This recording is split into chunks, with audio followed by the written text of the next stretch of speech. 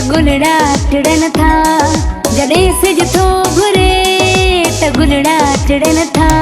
सुबुह जा नवा रंग ॾाढा वणनि था, सुबुह जा नवा रंग ॾाढा वणनि था, सुबुह जा नवा रंग ॾाढा वणनि था।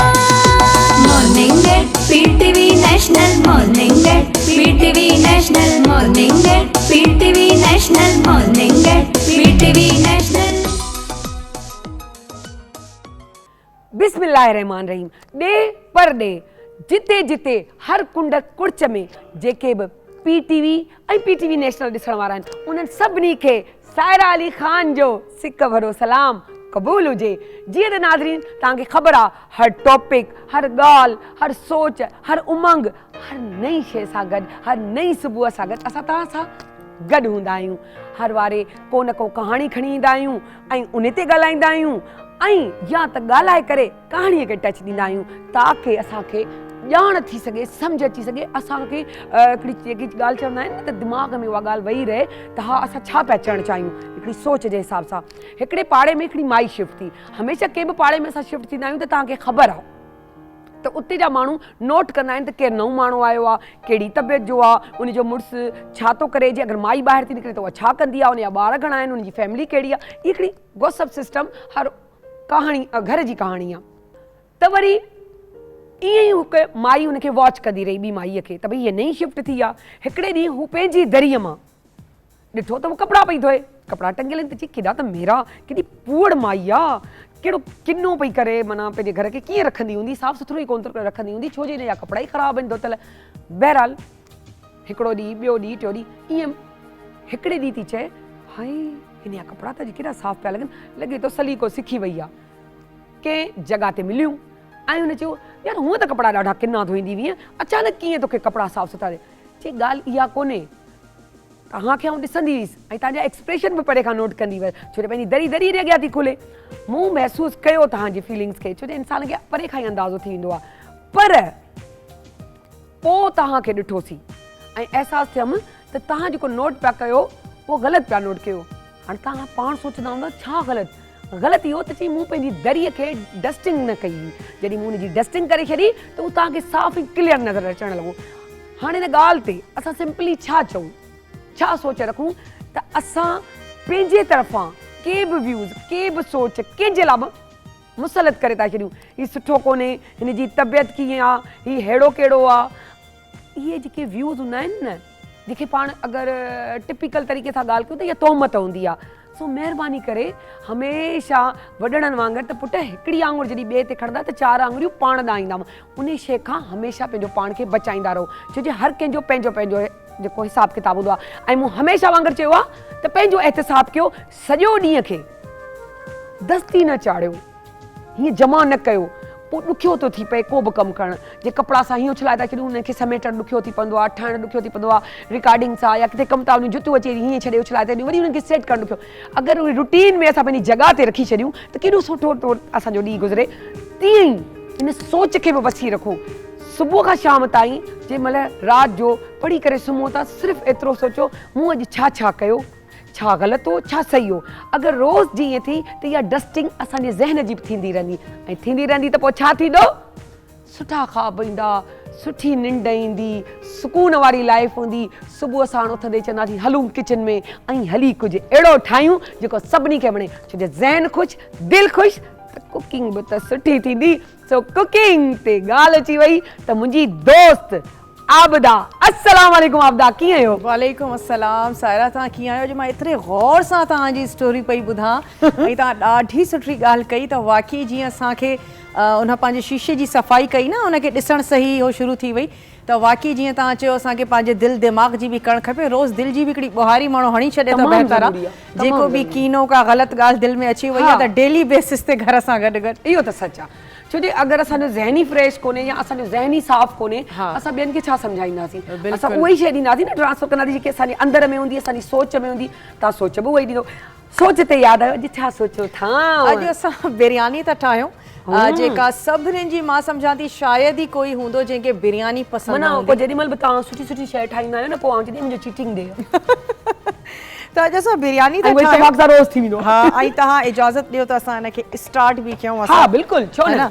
अच्छा, मां हिन जा इंग्रेडिएंट्स बि तव्हांखे नोट कराईंदी हलां त इन हाँ, में ॿुधायो। यकीनन असां ऑयल त ऐड कयूं ई था, पर मां इहा बि हिकिड़ी टिप ॿुधायां त बिरयानी गिह में तमामु बहितरीनु ठहंदी अरे आहे। वाह, हाँ, ज़बरदस्त। त गिह में बि तव्हां बिरयानी ठाहे सघो था, पर असांजा उहे तमामु ॾिसण वारा जेके गिह थोरो अवॉइड कंदा आहिनि त न भई असांखे ऑयल में ई करणी आहे। हाँ, इहो त आहे। त बहरहाल ऑयल में बि बिरयानी सुठी थींदी आहे। अच्छा, इन सां गॾु गॾु असांजा उहे ई डेली जा मसाला आहिनि, मां चवंदी आहियां हे असांजा जादुई मसाला आहिनि। इन में गरम मसालो बि आहे, कुटियल ॻाढ़ा मिर्च। जेको कयांव न, हाँ। ख़बर अथव मुंहिंजे ख़्याल सां ही कैमरा बि करे आउं चाहींदसि अॼु आउं पाण पंहिंजे हथनि सां ॾेखारियां। ही मसाला ॾिसो पिया, हाय केॾा क्यूट था लॻनि।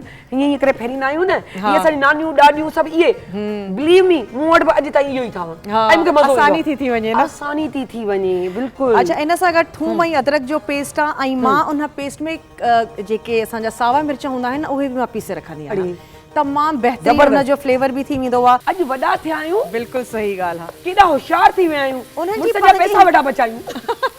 हर शइ संभाले इस्तेमालु हाँ, कयूं। उनजी माण्हू महक चई सघिजे थो, हाँ, महक। पर धप वाकई हिकिड़ी हाँ, खाइण बुरो जी शइ जी ग़लति लफ़्ज़ हाँ आहे। हिकिड़ी ग़लति लफ़्ज़ आहे। त बसि इनखे थोरो फ्राई कंदासीं असां। इन सां गॾु ई गॾु असां हिन में ऐड था कयूं थोरो साबित गरम मसालो। ओके, ऐं जेकॾहिं तव्हां वटि बसर सुर्ख न हुजनि त तव्हां अवल बसरनि खे सुर्ख कयो, पोइ तव्हां हे वारो स्टेप अच्छा, कयो। गोल्डन ब्राउन जेको ब्राउन थियल बसर मिलंदा आहिनि, अवेलेबल आहिनि हर जगह ते। इज़ीली तव्हां हुनखे अवेल कयो। हाँ। बल्कि हाणे जेतिरा बसर महांगा थी विया आहिनि न, त तमामु सुठो आहे जेकॾहिं तव्हां उहे बसर इस्तेमालु कयो पैकेट वारा। या सही। जॾहिं अच्छा, टमाटा उनमें बचत थी वञे। बचत थी हाँ, वञे, बचत त कमु या ॿुधाइण जॾहिं आहे। टमाटा तव्हांजा महांगा थी था वञनि त पेस्ट यूज़ कयो, ठीकु आहे। उहो बहितरीनु थो लॻे। सही आहे। अच्छा, कुझु मां हिन में ऐड थी कयां लौंग, नंढिड़ो फोटो, ऐं थोरो हिकु ॿ तव्हां हिन में वॾो फोटो इस्तेमालु कयो। दालचीनी जो टुकुर मां हिन में शामिलु थी कयां। ऐं जेकॾहिं तव्हां राइस खे बॉइल था कयो न त उन में बि थोरो गरम मसालो, ऐं जेकॾहिं तव्हांखे लॻे थो त राइस तमामु खिलियल रहनि त सिरको ऐड करे सघिजे थो। ज़बरदस्त। ऐं लेमन जा स्लाइसिस तव्हां हुन में शामिलु कयो त तव्हांजा जेके राइस आहिनि उहो बि तमामु सुठा बॉइल थींदा। ऐं जॾहिं बि असां बिरयानी जी ॻाल्हि कयूं न, पुलाव त हर कोई ठाहे वेंदो आहे, पर बिरयानी में मसलो तॾहिं ई थो थिए जॾहिं राइस हेठि मथे थी वञनि। हाँ, इहो त आहे, इन जो बैलेंस आहे। बैलेंस आहे। त जेके असांजूं नयूं भेनर आहिनि जेके मानी पचाइण स्टार्ट थियूं कनि, उन्हनि खे खपे त सेला राइस सां शुरू कनि। उहे बि ईअं थींदो आहे त एतिरी जेको जल्दी ज़रदे वेहंदा में न आहिनि। हाँ, ख़ासि तौर ते इस्तेमालु थींदो आहे। बासमती राइस ठीकु आहे। पोइ बि पाणी हेठि मथे थी वेंदो त वेही रहंदा, पर जेके सेला राइस हूंदा आहिनि उन में इलाही मार्जन हूंदो आहे। अच्छा, इहो पुसाइणो जेको आहे उहो आहे त माना बिल्कुलु, पुसाए छॾे, सॼी सेला राति? राइस हुजनि त पुसाइण ज़रूरी केतिरी आहे। केतिरी देर हुजे? तक़रीबन 2 घंटा, एतिरो त कलाक हुनजो ज़रूरी कलर आहे। चेंज थी वञे। एतिरो त टाइम लॻो, जंहिं तयारी हाँ। कयो त 2 कलाक पहिरीं पुसाए ऐं छॾियो, इन कोई जी मसइलो बि कोन्हे। हिकिड़ी टिप अच्छा, आहे। ॿी बि टिप आहे, हाँ। उहो मूंखे असांखे ॿुधायो। बिल्कुलु। टिप त तव्हां ॾींदव, माना ॻाल्हि ॿुधायो। हाँ।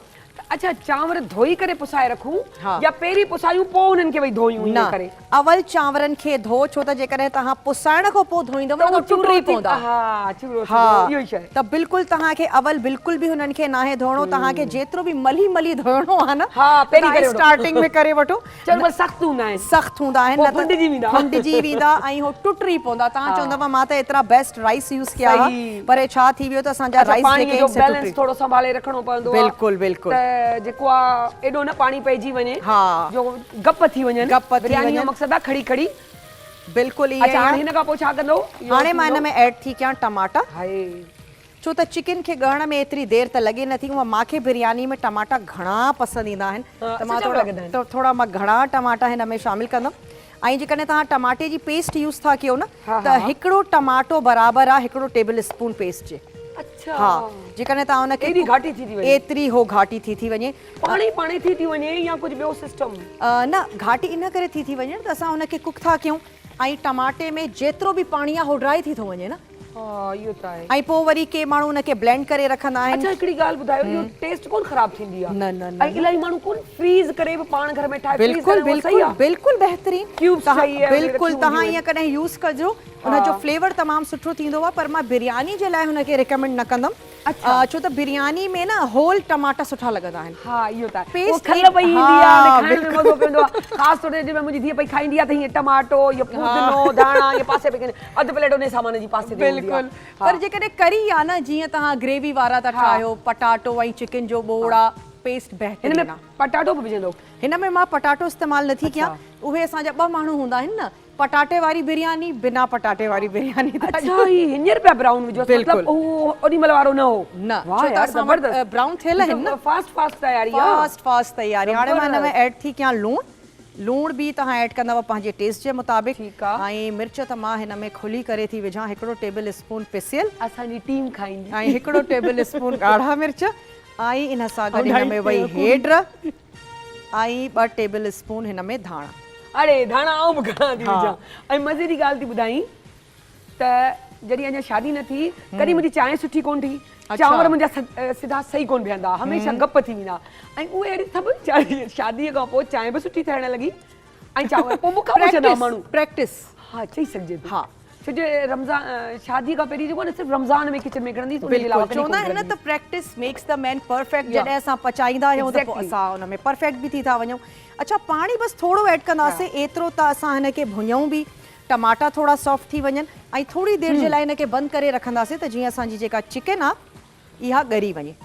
टोटल टाइम जेकॾहिं चिकन जो तव्हां नोट करणु चाहियो था, 1/2 कलाक काफ़ी आहे चिकन खे कुक करण जे लाइ।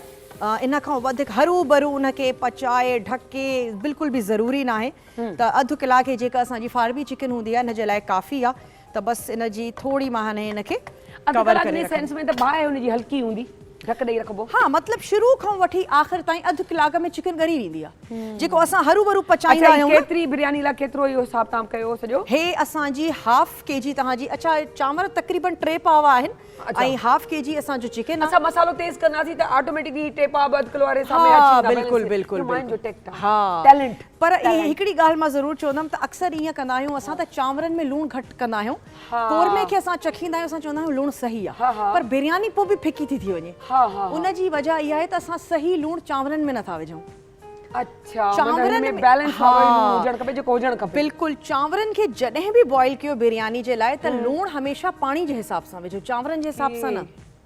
तव्हांजो जेको पाणी आहे उहो सुठो नमकीन हुजणु खपे, ऐं सुठे पाणीअ में बि हिनखे बॉइल कयो।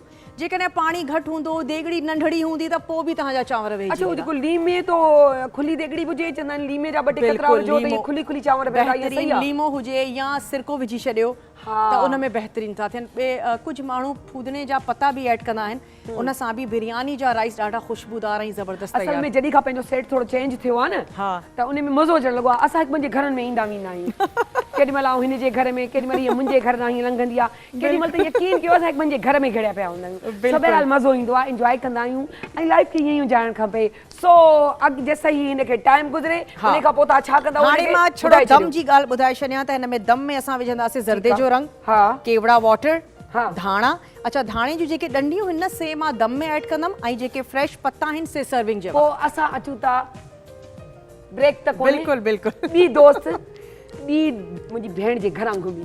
सो तेसिताईं तव्हां इहो कयो, तेसिताईं वॾी दोस्त खे सॾे वठां ऐं उन तांक झांक करे वठां घर में, ठीकु आहे? सो हमेशह वांगुरु एॾो ख़ूबसूरत लाज़मी ॻाल्हि आहे, एॾी जो बिरयानी खाईंदासीं त उनखे हज़म बि त करिणो आहे। सो वरी कीअं करिणो आहे? सिंपल। मुंहिंजी दोस्त जेकी आहे साइमा इरफान। अस्सलाम वालेकुम साइमा, कीअं आहियो? आप बताइए कैसी हैं? जबरदस्त। ठीक है। अरे छा था ॿुधायो, बिरयानी हज़म कराए जी, छो तो मुखे खाइणी है। बिल्कुल बिल्कुल मैं करवाऊंगी, और बहुत अच्छी लग रही है आज भी, क्योंकि ये तो है ना कि हम सब बिलू बिलू थी है, बिलू बिलू, और हर रोज हमें एक दूसरे की तारीफ होती है। यही हम डिसाइड करके आते हैं कि हमें एक दूसरे की तारीफ करनी है। पीटीवी फ्लिक्स जी ॻाल्हि कयूं त पीटीवी फ्लिक्स जेको आहे असांजो स्टार्ट थी चुको आहे, असां तव्हांखे ॿुधाए चुका आहियूं।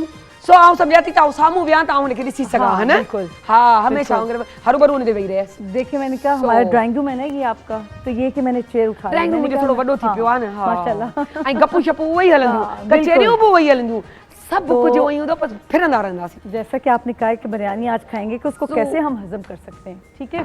तो हम उसको हजम करने का तरीका मैं बता दूं आपको क्या है, कैसे करेंगे हजम उसको। यार ये हमारी साइमा जी जी टीटीवी फ्लिक्स ते त तव्हां ॾिसंदा हूंदा, हाणे त डाउनलोड कयो अथई पंहिंजो टीटीवी फ्लिक्स? बिल्कुल किया है न, छो त हाणे त लाइव उन ते ई थो हले, सो असां तव्हांखे ॿुधाए चुका आहियूं, इहा ॻाल्हि ॿुधाए चुका आहियूं। बिल्कुल। सो साइमा जी स्टार्ट कयो, थोड़ो अॻिते थी करे। हाँ, हाणे कयो। या ऐसे करूं या ऐसे करूं, मुझे बता दें। मुंहिंजा कैमरामैन ॿुधाइनि त कहिड़ो पियो हुनखे कवर अप करे, त हीअ उन तरीक़े सां चेयर रखे, कैमरा 1 ओके, ठीक है। ठीक है, ये देखिए, ये चेयर तो इस तरह की सबके घरों में होती है। टमी के सबसे पहले मैं बता दूं एक्सरसाइज। हाँ, ठीक है, पौड़ी थोड़ा हजम भी थे। हजम करने के लिए कैसे हजम होता है हमारा खाना। एक तो ये कि खाना जब भी खाएं उसके ठीक 2 घंटे के बाद आप एक्सरसाइज ये जब भी करवा रही हूँ वो कर सकते हैं। अगर खाली पेट करें तो ज़्यादा अच्छा है, लेकिन जैसे बिरयानी बनी है और उसके बाद अगर हम चाहते हैं कि इस बिरयानी को हजम करना है तो हम कैसे कर सकते हैं। ये हमने अपने लेग को यहाँ पे रखा, दोनों हाथ फुल स्ट्रेच करते हुए, फेस को ऊपर करते हुए और स्ट्रेचिंग करते हुए हमने अपने यहाँ टोज को टच नहीं करना। अगर जिन लोगों का टमी थोड़ा सा ज़्यादा होता है वो टो को टच नहीं कर सकते। मैंने क्या करना है, अपना मैंने गोल सेट किया आगे लेके जाने का। ठीक है, दोनों हाथों को आगे लेके जाऊंगी। ये देखिए, ये आप खुद देखने वाले फील कर रहे होंगे कि उनकी टमी प्रेस हो रही है। ठीक है, प्रेस हो रही है। बच्चा लोग हाँ, लेकिन ये कि जितना प्रेस करेंगी आप उतना उससे फायदा उठा सकती हैं। अगेन, जितना स्ट्रेच करेंगी ये उतना आपके लिए फायदा आपको ये देगी एक्सरसाइज। ठीक है, इससे क्या होगा, ये सिर्फ आपकी टमी के लिए नहीं है, ये एक्सरसाइज आपकी लेग्स के लिए, आपकी थाइस के मसल्स के लिए, आपके काफ के मसल्स के लिए, इवन आपके आर्म्स के लिए और आपके फेस के लिए। क्योंकि जब आप दोनों हाथ को स्ट्रेच करते हुए ऊपर लेके जाते हैं, फेस आपका ऊपर होता है, लिफ्ट होता है, और आहिस्ता आहिस्ता नीचे लेके जाएंगे और इस तरह से करेंगे तो देखिए आपकी फुल बॉडी इफेक्ट हो रही है। और ये पूरी जहाँ जहाँ स्ट्रेचिंग होती है वहाँ वो बॉडी के मसल्स जो है वो आपके बन रहे होते हैं और सॉफ्ट हो रहे होते हैं। क्योंकि ज़्यादा आपकी फ्लेक्सिबिलिटी नहीं होती जिन लोगों के बॉडी के अंदर, उनको ज़्यादा मुश्किल होती है। तो ये एक्सरसाइज ऐसी है कि आपकी बॉडी को फ्लेक्सिबल भी करेगी और इजीली जो आने वाले दिनों में, थोड़ा सा शुरू में मुश्किल होता है लेकिन आने वाले दिनों में ये होगा कि इजीली कर सकते हैं एक्सरसाइज। ठीक है, फिर भी मैं दोबारा से बता दूं, दूसरी साइड भी दोनों हाथ फुल स्ट्रेच करते हुए आहिस्ता आहिस्ता स्लो मोशन में, जितने पोजेज हैं स्लो मोशन में करेंगे और आपको फायदा होगा। आहिस्ता आहिस्ता लेके जाएंगे इस तरह से आगे। और जिन लोगों की टमी थोड़ा सा ज्यादा है वो क्या करेंगे, दोनों हाथ ऐसे भी रख सकते हैं। ठीक है, जबरदस्त यार। इसके साथ आपने क्या है, टमी को तो हमने कम कर लिया, हम थोड़े से चौड़े हो गए। ठीक है, हमारी ये लव हैंडल्स बढ़ चुके हैं। खबर तो नहीं था, ये लगता है जो जिम्नास्टिक वाला जिस्म में थोड़ा बिल्कुल, बॉडी आपकी जब फ्लेक्सिबल होती है कहीं पे भी अपनी बॉडी को मूव कर सकते हैं तो फिर सारा काम अच्छा होता है। ठीक है, ये आपने लेग को यहाँ पे रखा और अपने, वैसे तो अब मैंने शूज पहने हुए तो इसलिए मैं हाथ नहीं लगा सकती, तो मैं अपने यहाँ से टच करूंगी, हाथ यहाँ पे रखूंगी, दूसरा हाथ फुल स्ट्रेच करते हुए मैं टच इस हाथ को के ऊपर रखूंगी अपना दूसरा हाथ। ठीक है, ये ठीक है, इसको भी आप 10 की काउंटिंग से कर सकते हैं। तो ये करने वाले को खुद अंदाजा होगा, देखने वाले को भी, किस तरह से मेरे साइड के मसल्स जो हैं वो अफेक्ट हो रहे हैं। ये आपकी बॉडी इंचेस में जाती है, आपके लव हैंडल्स कम होते हैं और आपके स्पाइन जो है वो फ्लेक्सिबल होती है। आपकी समझिए फुल बॉडी एक्सरसाइज है। इसी तरह से दोबारा से करके दिखाऊंगी। हाथ ऐसे रखा, दूसरा हाथ फुल स्ट्रेच किया और इसको दोनों हाथ दूसरे हाथ के ऊपर टच किया।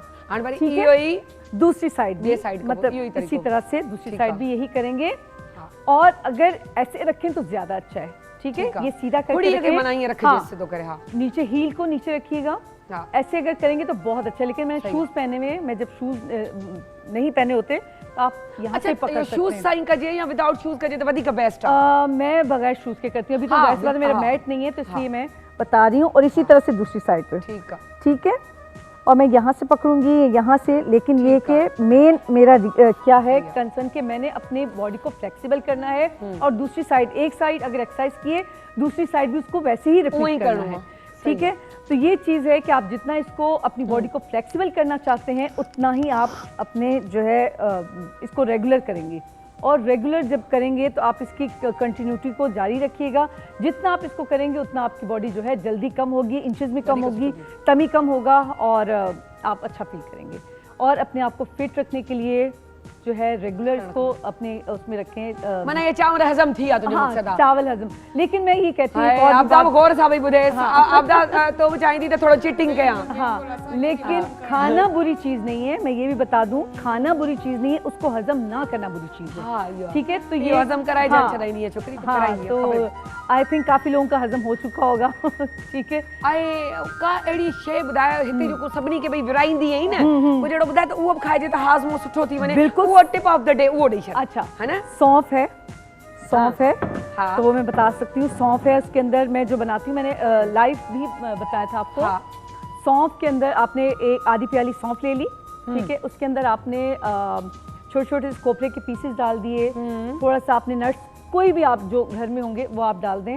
उसके बाद मैंने गुड़ यूज़ करती हूँ क्योंकि अभी सर्दियाँ हैं, सर्दियों में गुड़ वैसे ही बहुत अच्छा होता है और आपके खाने को हजम करता है, आपके जो है बहुत अच्छा माउथ फ्रेशनर है ये, जो ये सब मेरे चीज़ें हैं। पास कुछ मैसेजेस भी आए हैं, जी जी तो मैं चाहूँगी कि उसके बारे में भी आप बताती रहें। अच्छा जी, शबाना ने मैसेज किया है हैदराबाद से जी जी कि जो मुझे है इत्तेफाक देखें, इसका भी बिरयानी से मिलता जुलता हुआ है कि मुझे चावल बहुत पसंद है, ठीक है। और मेरा हाथ नहीं रुकता, ठीक है। तो मैं अगर वो खाती हूँ तो लाजमी बात है मुझे, तो इत्तेफाक देखे आज हमने बिरयानी की बात की और चावलों की वो बात कर रही हैं, तो एक तो ये एक्सरसाइज हो गई।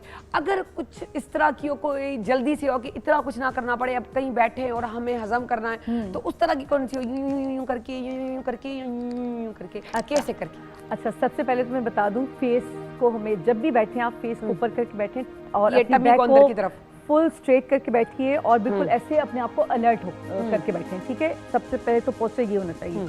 उसके बाद अगर बैठे बैठे आपको अपना वजन कम करना है, अपने जो है वो रोज़मर्रा के जो रूटीन है उसको बेहतर करना चाहते हैं, एक्टिव रहना चाहते हैं, बैठे बैठे आप जो है एक्सरसाइज कर सकते हैं। किस तरह से? चेयर पे बैठे, सोफे बैठे में हाथ ऐसे मूवमेंट थे, हेडा होडा पे ऑपोजिट जिसमें साइड। ले ये तो देखिए फर्क है। मैंने लेग ऊपर रखी, यहाँ पे मैंने हाथ रखा, एक हाथ को पीछे लेके गई और इस तरह से ये ठीक है। ऐसे भी कर सकते हैं।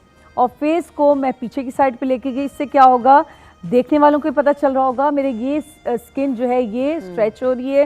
फेस जब ऊपर होता है तो आपकी आईज पे जो है वो आईज बहुत अच्छी हो जाती हैं और डबल चिन जो है वो कम हो जाती है और आपके जो है ये साइड के जो है कट्स हैं वो कट्स गायब हो निकल जाते आते, हैं। वो माना ठीक है? खूबसूरत कपड़ा पाए सघो था बिल्कुल इजीली। ऐसे ही, बिल्कुल। अच्छा, ऐं सबा नाज़िश जेकी आहे उहा आहे गुजरांवाला खां, उहा चए थी त आउं वॉक बि कंदी आहियां, छो जो मूंखे ॿियो एक्सरसाइज जो टाइम कोन मिलंदो आहे, त छा आउं वॉक थी जेको कयां त छा उहा एक्सरसाइज जे बराबरि आहे जो मूंखे न करिणो पए, छो जो मूंखे टाइम नथो मिले, ऐं छो जो आउं मैरिड बि आहियां, एतिरो टाइम नथी ॾेई सघां इन शइ खे। अच्छा, मैं बता दूं कि वज़न जो है हमेशा जो है कब जाता है, जब आप वॉक करते हैं, ठीक है। वॉक करने से वज़न जाता है, लेकिन अगर आपके पास टाइम नहीं है तो आप जो है घर में भले 5 मिनट, सिर्फ 5 मिनट आपने क्या है, आप जैसे किचन में खड़ी हैं, किचन में खड़े खड़े मैं बता सकती हूँ यहाँ पे आके किचन में आप भी मेरे साथ अगर कर सकती कीजिए, हाथ ऐसे रखे हैं, आप खाना बना रहे हैं, ठीक है। ये देखिए इस तरह से आप अपनी लेग की एक्सरसाइज कर सकते हैं। इसी तरह से आप जो है ये मूव करते हुए ये मूव करते हुए ऐसे कर सकती हैं। तो अब हर वक्त तो नहीं हम खाना बना रहे होते ना, तो आप उसको जैसे जो है अभी चिकन गल रही जी, है तो हम आप तब तक अपनी exercise- टमी को कम कर लें। बिल्कुल बिल्कुल, और दोनों हाथ रखते हुए इस तरह से हम दोनों अपने नीचे भी कर सकते हैं, इससे आपकी बैक जो है ये वो भी ॻाल्हि सही ठहंदी होगी। कोन, मूंखे है ना? सुठो कोन पियो बिल्कुल लॻे। बिल्कुल, आप भी आइए आउं बि please। चाह थी त पंहिंजे हिन मोबाइल खे हिते रखंदे हाँ। आउं बि हिन में शामिल थी, मूं चयो न घरनि में वेंदा थी सुविधा सां तव्हां ॿ टे ॾींहं तव्हांजे घर में अचण लॻाईंदा, पर पहिरीं असां चाहींदासीं त पहिरीं चांवरनि जो कमु थी वञे। हाणे छा थियो, एतिरा मिंट ते अञा थोरी आहे, ॻरण जो ई वेट था कयो, मां हिन में ओके, थोरो पाणी ऐड कयो आहे, ठीकु आहे। छो त बसि इहो ई थोरो टाइम टेकिंग प्रोसेस आहे, उन खां पोइ त हिन में दम ईंदो ऐं दैट्स अच्छा, त पोइ इहो थींदो रहंदो जेसि ताईं पाण जेको आहे हिकिड़ी ॿ एक्सरसाइज ॿी बि जी, सम्झी जी, वठूं, बिल्कुल, छो जो बिल्कुल। अञा सवालनि जा जेको आहे असां वटि इलाही भंडार आहिनि बिल्कुल, जेके बिल्कुल, करणु खपे। पूछ सकते हैं। सो ही मूंखे इन ई हुन तां मूंखे कंहिं चयो आहे जेको पंहिंजो सलमा जेकी आहे नकाश, हा सलमा नकाश चवे थी त जेको आहे हिकिड़ी एक्सरसाइज इहा हूंदी आहे, उन बि इन जी ॿुधी आहे, वॉक जो पुछियो आहे, त हिकिड़ो वॉक, हिकिड़ो वरी पाण जेको मशीनुनि जे ज़रिए कयूं था, त छा इहो ज़रूरी आहे या हू वॉक बेस्ट आहे? वॉक तो देखिए इसका कोई नेमल बदल नहीं है, ठीक है। वॉक तो हर हाल में आपको करनी है, उसका नेमल बदल नहीं है, लेकिन अगर जो लोग वॉक नहीं कर सकते हैं, जैसे मैंने बताया घर पे करें। और उसके बाद जो है अगर मशीन, कौन सी मशीन, मैं ये कहती हूँ साइकिलिंग सबसे बेस्ट है, ठीक है। ट्रेडमिल मैं कभी प्रेफर नहीं करती हूँ, रेकमेंड कभी भी नहीं करूँगी, क्योंकि ट्रेडमिल हर किसी को यूज सही करनी नहीं आती है, ठीक है। उसके लिए ट्रेनर जो है होना बहुत ज़रूरी है। कोई ट्रेनर अगर जिसके पास नहीं है तो वो फिर क्या करें, जिनके पास ट्रेनर है वो तो कर सकते हैं, लेकिन मैं उनको भी कहती हूँ कि कम से कम करें। 15 मिनट्स बहुत हुआ तो हाफ एन आवर बस, इससे इन्हें ज़्यादा का वधिक न ट्रेडमिल कजे। नहीं करनी चाहिए, क्योंकि अल्लाह ताला ने जो है ज़मीन जो बनाई है वो आपके चलने के लिए बनाई है, ठीक है, और वो स्मूथ नहीं है। ये देखिए आप इस फर्श पे आप बहुत देर चलेंगे और वॉक करेंगे तो आपकी ये नी जो है वो आहिस्ता आहिस्ता घिस जाएंगे और दर्द शुरू हो जाएगी, सही। स्वेलिंग आ जाएगी उसमें, ठीक है, तो ये इसका ये नुकसान है।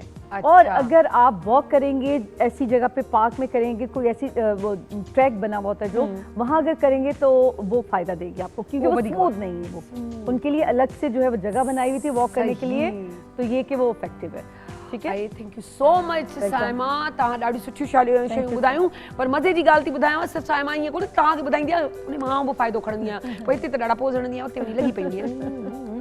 सो चयोसीं त सोचियोसीं त साई जेकी आहे उहा यको पोखणंदासीं, पर अधु कलाकु इलाही थी वेंदो, चयोसीं साई खणण जो बि टाइम हूंदो आहे, साई बि इंसान खे खणणु खपे। जे साई नंढड़ी खणंदासीं त वरी वॾी वठंदे ईंदासीं। सो वञूं था हिकिड़ी नंढड़ी साई खणंदे ऐं जल्दी था अचूं। So thank you so much Saima, welcome. वञूं पिया।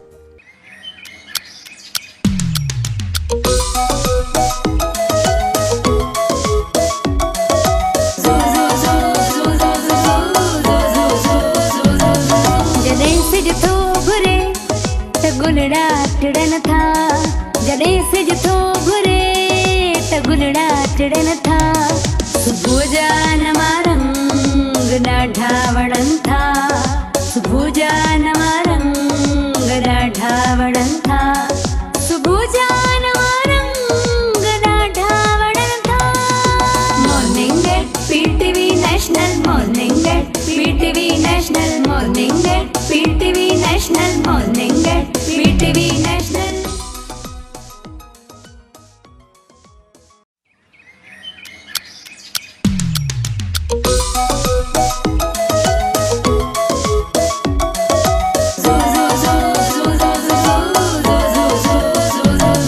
जॾहिं सिज थो घुरे त गुलड़ा टिड़न था, जॾहिं सिज थो घुरे त गुलड़ा टिड़न था, सुबुह जा नवा रंग ॾाढा वणनि था, सुबुह जा नवा रंग ॾाढा वणनि था, सुबुह जा नवा रंग ॾाढा वणनि था।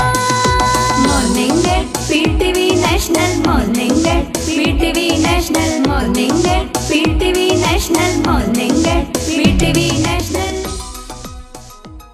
जी त साई त नंढड़ी खणी विया हुआसीं, पर मॉडर्न तरीक़े सां अची विया आहियूं वापसि। सो वेलकम बैक, ऐं तव्हांखे मिलायूं था हिकु ॾाढो ई ज़बरदस्त ऐं सुरीलो सिंगर आहे जेको ॿाहिरि बि परफॉर्म करे चुको आहे, ऐं उन खां पोइ नुसरत फ़तेह अली ख़ान उन्हनि जो फेवरेट आहे, क्लासिकल जेको आहे सिखियल या ईअं चऊं त ट्रेंड सिंगर आहे। सो वेलकम कयूं था शाहिद सोनूअ खे। सर कीअं पियो लॻे हिते अची? हिकिड़ी पॉइंट सां सॼी ॻाल्हि सम्झो, चओ ॾाढो सुठो, चओ ॾाढो सुठो, ॾाढो सुठो, मज़ो आयो, मज़ो आयो। अची वेंदो। सो चवंदासीं कचहरियूं कंदा रहंदासीं, पर चवंदासीं त गानो स्टार्ट कनि, पोइ था वधीक मज़ीद कचहरियूं कयूं, वधीक कचहरियूं कयूं। सो गानो छा था ॿुधायो? मैं आपको एक सूफी हाँ, सॉन्ग जो है वो सुनाता हूँ। बिल्कुल। रे ना रे रे रे रे ना रा।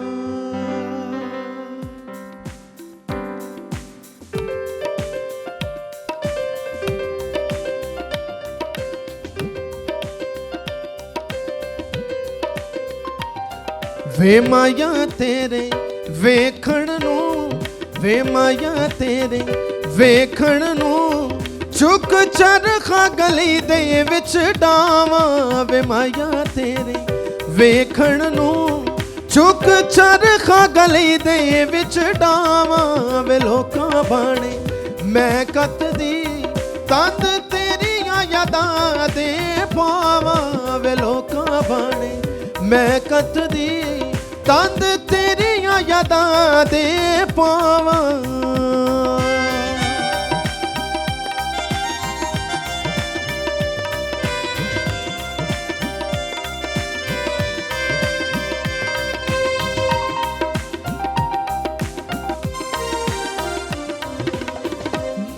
ਬਾਬਲ ਦੀ ਸੋ ਜੀ ਨਹੀਂ ਲੱਗਦਾ ਸਾੜੇ ਸੇਕ ਹਿਜਰ ਦੀ ਅੱਗ ਦਾ ਬਾਬਲ ਦੀ ਸੋ ਜੀ ਨਹੀਂ ਲੱਗਦਾ ਸਾੜੇ ਸੇਕ ਹਿਜਰ ਦੀ ਅੱਗ ਦਾ ਅੱਜ ਮੇਰਾ ਦਿਲ ਕਰਦਾ ਘਰ ਛੱਡ ਕੇ ਮਲੰਗ ਬਣ ਜਾਵਾਂ ਵੇ ਅੱਜ ਮੇਰਾ ਜੀ ਕਰਦਾ ਘਰ ਛੱਡ ਕੇ ਮਲੰਗ ਬਣ ਜਾਵਾਂ ਵੇ ਲੋਕਾਂ ਬਾਣੇ ਮੈਂ ਕੱਤਦੀ ਤੰਦ ਤੇਰੀਆਂ ਯਾਦਾਂ ਦੇ ਪਾਵਾਂ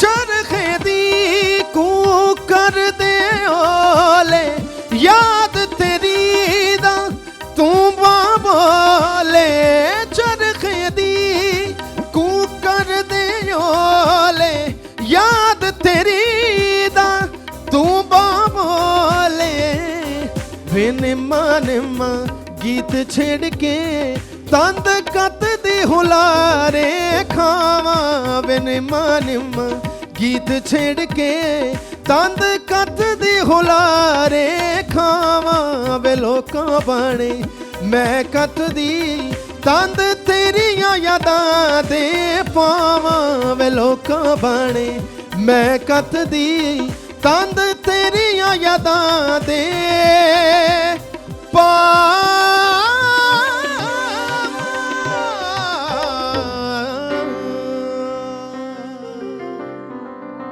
ज़बरदस्त हा सुरा वाकई क्लासिकल सिखियल ऐं सिखिराट आहिनि ॾाढो मज़ो आयो ॾाढो एंजॉय कयोसीं ऐं हाणे पुछंदासीं त रिवायती सवाल नथा कयूं ऐं असां मज़ाक कंदा आहियूं असांजे ड्राइंग रूम में असां ईअं वेंदा आहियूं हम इस तरह बैठते हैं कि यूँ लगता है कि लाइवली एक प्रोग्राम चल रहा है मज़ा आ रहा है एंजॉय करना चाहिए कोई टेंशन नहीं रिलैक्स होकर कब सीखा मैं जो है वो बचपन से ही सीख रहा हूँ। वो जब बच्चा पैदा होता है उई उई वो जो आवाज आती है अगर आप ये भी समझ ले तो खैर मतलब ये भी जोड़ना क्योंकि एक फैमिली बैकग्राउंड जो है वो म्यूजिक से ही है तो बस उसी वक्त से जो है कानों में जो है वो आवाज़ें गाने की बजाने की जो है वो पड़ रही हैं। और दूसरा ये है कि मैंने बिल्कुल ही अपना जो है वो 10-12 साल की एज से जो है वो स्टार्ट कर लिया था सिंगिंग का कैरियर। तो उसके बाद पड़ोसी मुल्क में भी एक कंपटीशन यही मेरा सवाल था आपने कर दिया जवाब दे दिया ओके डन है जी। तो वहाँ कंपटीशन हुआ अल्हम्दुलिल्लाह वहाँ सेमीफाइनल तक गया मैं। अरे वाह। और उस वक्त से बस जो है वो सिंगिंग का कैरियर जो है वो इसी तरह लाज़मी ॻाल्हि आहे इंसानु सिखे थो त अञा बि उहो चवंदा आहिनि न सिखण जी त का उमिरि ई कोन्हे सिखंदा रहो सिखंदा रहो सिखंदा रहो ऐं सिखंदा ई रहो। सो हींअर तव्हां माशाल्लाह सां अपना खुद आप काम कर रहे हैं और बहुत अच्छा कर रहे हैं ऐसे नहीं कभी लाइव गाया तो वहाँ रिस्पॉन्स कैसा फील करते हैं और फिर यहाँ आकर जैसे कोई रिकॉर्डिंग में गया या लाइव जैसे मॉर्निंग शोज में आए तो उसमें क्या एक्सपीरियंस है क्या फ़र्क महसूस करते हैं? एक्चुअली लाइव में मज़ा जो है वो ज़्यादा इस वजह से आता है क्योंकि चीज़ें जो है वो बहुत क्लियरली सुनाई दे रही होती हैं सारी तो उसमें ऑडियंस यानी कि वही पता चल रहा होता है कि टमाटर आ रहा है या पत्थर आ रहा है पता चल जाता है ना? बिल्कुल ऐसा है। तो ऑडियंस को मैं समझता हूँ कि हैंडल करना या उनको डील करना बहुत मुश्किल होता है क्योंकि आप जो भी गा रहे हैं या जो भी सुना रहे हैं आप वो एक मतलब अब हम आपस में बैठे हुए यहाँ कुछ और हम गाएंगे वहाँ जब पब्लिक होगी या ऑडियंस होगी वहाँ उनकी मुताबिक आपने चलना होता है उनको लेकर साथ चलना होता है। अच्छा तो ये सोनू एक चीज़ कि हमारे साथ भी इस तरह का एक्सपीरियंस होता है कि एक होता है कि आपको आउटपुट मिल रही है जैसे अब हम एक दूसरे को ही देख लें हम दो बैठे हुए हैं आप गा रहे हैं और मैं यूँ करके बैठी हूँ आप इंजॉय कर रहे हैं और कह रहे हैं कि मतलब कोई मुझे आउटपुट मिले कि वही बताए कि हाँ हालांकि वही चीज़ गाई हुई है और पता भी है कि अच्छी है या बुरी है सब पता है लेकिन आपको पता है अच्छी भी है लेकिन इस बंदे को तो मतलब कोई मुस्कुराहट ही नहीं आ रही मतलब एक होता है ना कि थोड़ा मैं इसी बात से जो है वो मतलब एक बात करूँगा मैं एक लाइव शो में गा रहा हूँ तो बहुत बड़ा इवेंट हो रहा है हमारा तो मैं अब मतलब पब्लिक डांस कर रही है आगे सब नाच रहे हैं मैं मतलब हल्ला गुल्ला कर रहा हूँ बीच में से एक मतलब लेडी मेरे पास आती हैं, वो मेरे कान में आके कहती कि फास्ट गाओ फास्ट। फास्ट गाओ फास्ट। अन्या बाबा चा फास्ट जो मानू डांस करने पिया पर ताम आइए कि अकुल को ना, यानी कि डांस चल रही है फिर भी फास्ट। सब मतलब कितना फास्ट आपने, मैंने कहा आप रुक जाएं सब। मैंने फिर उन लेडी से पूछा, मैंने कहा कितना फास्ट चल रहा है। मतलब यही बात कर दी कि कितना फास्ट, भाई उतना ही फास्ट जितना डांस हो रही है। इससे बढ़कर अब मैं कोई ऊपर छत से तो नहीं कूदूंगा ना। तो सही। अच्छा, मतलब कोई ऐसा वाकया इसके अलावा जो अभी तक याद हो कि हाँ ये भी होना चाहिए था? बहुत सारी इस तरह के नंबर्स होते हैं जो हम लोगों ने जैम किए हुए होते हैं बैंड के साथ जब परफॉर्म करते हैं। तो वो जब परफॉर्म करते हैं तो उसमें याद नहीं रहता कि जो नंबर्स किए हुए होते हैं जैम हमने, तो वो स्टेज पर जाके एक अलग से मतलब माइंड बन जाता है कि यार यहाँ ये भी होगा, यहाँ ये भी होगा, यहाँ वो भी होगा। तो इस वजह से मतलब जो कलेक्शन बनी हुई होती है एक परफॉर्म करने के लिए, वो जो है वो कहीं पीछे रह जाती है, क्योंकि उस वक्त on the stage on the public देखकर जो है वो सारा करना पड़ता है। सही, जबरदस्त। ट्रैवलिंग का शौक है? बहुत ज़्यादा। तो फिर किस तरह मैनेज करते होंगे? शौक है, ये भी करना है, वो भी करना है, हर चीज़ को माशाल्लाह से कितना पढ़े हैं आप? मैंने ग्रेजुएशन अल्हम्दुलिल्लाह किया हुआ है, और उसके अलावा मैंने जो है वो जब से सिंगिंग का कैरियर मैंने स्टार्ट किया है, तो बस फिर इसके बाद है कुछ करना है। क्योंकि आप कह रहे हैं कि बचपन से अभी पैदा भी नहीं हुआ तो ये चीज़ तो चलती रही, तो रिजेक्शन भी नहीं आई। जी। और किसी ने इतना भी ये नहीं कहा कि भाई ये नहीं करना, ये करना है। इसकी वजह ये है कि भाई घर का माहौल वो था। किसी ने ये नहीं कहा कि बेटा ये करते रहो, हम भी करते रहे हैं, लेकिन आप पार्ट टाइम जॉब भी करो या कुछ ऐसा कारोबार करो कि हमारा सिस्टम भी चलता रहे, क्योंकि लक लगा तो चढ़ गए। कभी कभी ऐसा भी होता है कि बहुत सुरीले हैं ऐसे जो दुनिया को पता ही नहीं होता। बिल्कुल। ठीक है ना, तो उनकी फिर पेमेंट या कहें कि घर चलाना भी मुश्किल हो जाता है। तो कुछ ऐसी सिचुएशन ठहरी अभी? बिल्कुल ऐसी सिचुएशन बीच में हुई थी। तो बस बात वही है कि अपने काम से सच्ची लगन हो, ठीक है, अपने काम से आप प्यार करते हो, उस पाक ज़ात पर यकीन हो आपको, तो फिर आपके लिए कुछ भी मुश्किल नहीं है। इन्हें तो ये गाल ठहण बिल्कुल सूट थी करे। तो सिंपली गाल जी असांजो इंट्रो त तहां जेको आहे न पंहिंजी ईमानदारी, पंहिंजी सच्चाई, पंहिंजे लगन ते क़ाइमु हुजो, पंहिंजे ट्रैक ते हलंदा रहो, ज़िंदगी गुज़ारींदा रहो, त को बि अहिड़ी परेशानी, को बि अहिड़ो पत्थर तव्हांजी ज़िंदगीअ में इंटरफेयर नथो करे सघे। पियो बि हूंदो न त पत्थर परेशान हूंदो त हितां लंघे वियो, तूं बची कीअं वियो? ऐं इहो रियल शइ आहे। ऐं मुंहिंजे ख़्याल सां मूंखां माण्हू इहो इतफ़ाक़ बि कंदा हूंदा, छो ईअं थींदो आहे। सचे ऐं खरे माण्हुनि लाइ का बि मुश्किल कोन्हे। मुश्किल कोन्हे त सोनू लाइ बि मुश्किल कोन्हे। सोनू ॿियो छा था ॿुधायो असांखे? मैं आपको अब एक ख़ासा नुसरत फ़तेह अली का गाना। त पोइ मुंहिंजा म्यूज़िशियन तयारु आहिनि, गानो हली वञणु घुरिजे। तो कहिड़ो गानो ॿुधाईंदो? को मशहूरु गानो ॿुधाइजी बस। आउं बि इहे थी चवां, को सुठो गानो ॿुधाए, जहिड़ो हींअर सुठो ॿुधायो ई कोन वई।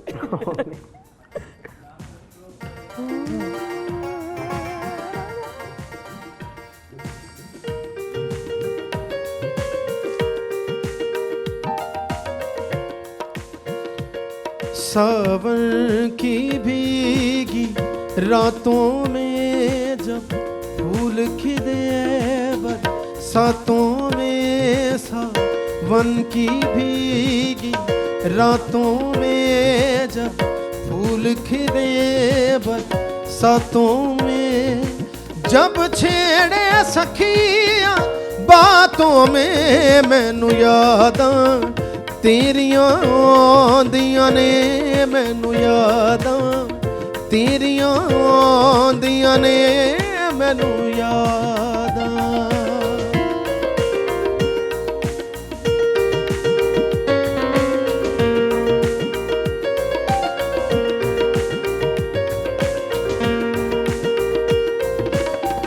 कब तक तुम परदेस रहोगे, आओगे ना खत लिखोगे,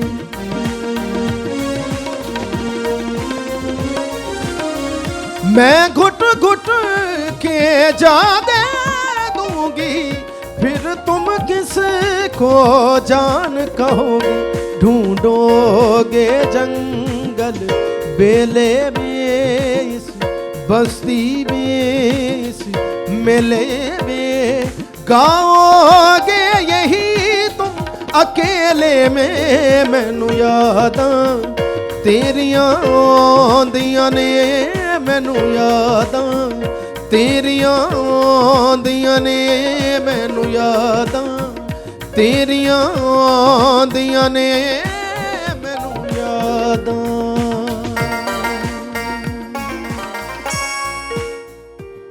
वाह वाह वाह वाह, छा ॻाल्हि कजे। सुबुह साण छा छा के रिकॉल यादूं कराए छॾी माइट मिटनि जूं, या ईअं चऊं त जेको आहे सुकून मज़ो नंढपण यादि अची वियो। छा गाना हूंदा हुआ, छा गाना आहिनि।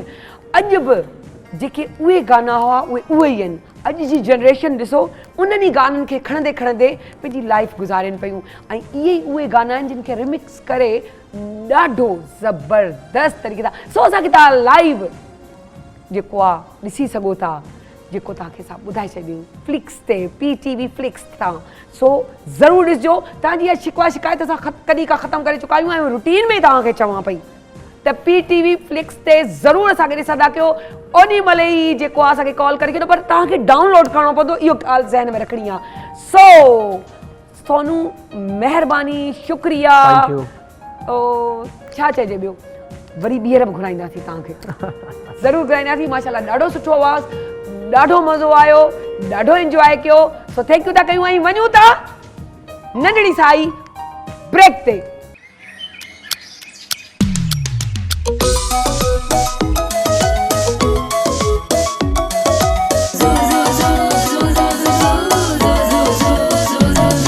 जॾहिं सिज थो घुरे त गुलड़ा टिड़न था, जॾहिं सिज थो घुरे त गुलड़ा टिड़न था।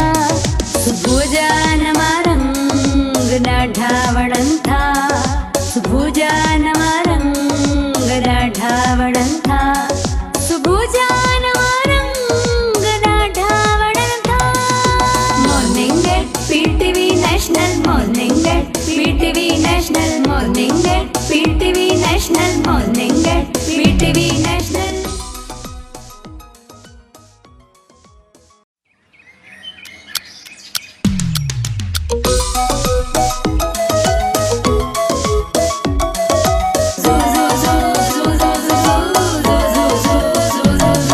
जॾहिं सिज थो घुरे त गुलड़ा टिड़न था, जॾहिं सिज थो घुरे त गुलड़ा टिड़न था। सुबुह जा नवा रंग ॾाढा वणनि था, सुबुह जा नवा रंग ॾाढा वणनि था, सुबुह जा नवा रंग ॾाढा वणनि था। Morning at PTV national, morning at PTV national, morning at PTV national, morning at PTV national.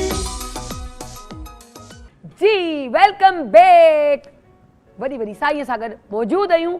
जीअं त तव्हांखे ख़बर आहे, हर हफ़्ते मुंहिंजो हाणे त वाक़ई रियली, छो मूं एॾो त इंजॉय कयो आहे इन सेगमेंट खे, जो मूंखे वाक़ई मुंहिंजो पसंदीदा थी वियो आहे।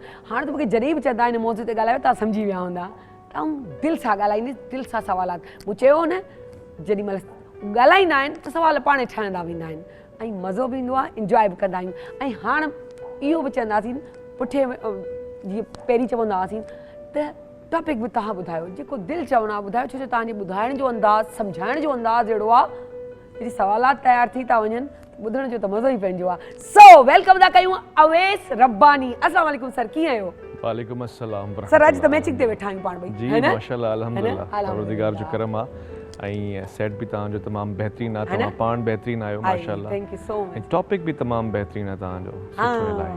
वो छा है, वो तहाँ पंहिंजी ज़ुबानी ॿुधायो। हज़रत अल्लामा इकबाल, हम हमेशा गुफ्तगू करते हैं, और इकबाल की खुदी से लेकर, उसके अंदाज़ बयां से लेकर, फिर उसके तकल्लुम से लेकर, उसकी गुफ्तगू से लेकर, उसकी मुस्तकबिल आशनाई से लेकर, अंदाज़ शिकवा से अंदाज़ शुक्र तक जाते हैं। तो वैसे तो ये बड़ा एक मिजाज है इकबाल का कि वो छोटी छोटी मिसाल देता है, मगर वो छोटी छोटी बातों में बहुत बड़ी बड़ी बातें कह जाता है। कभी वो चींटी की बात करता है और उसका मुकाबला या उसकी गुफ्तगू वो शाहीन से करा देता है।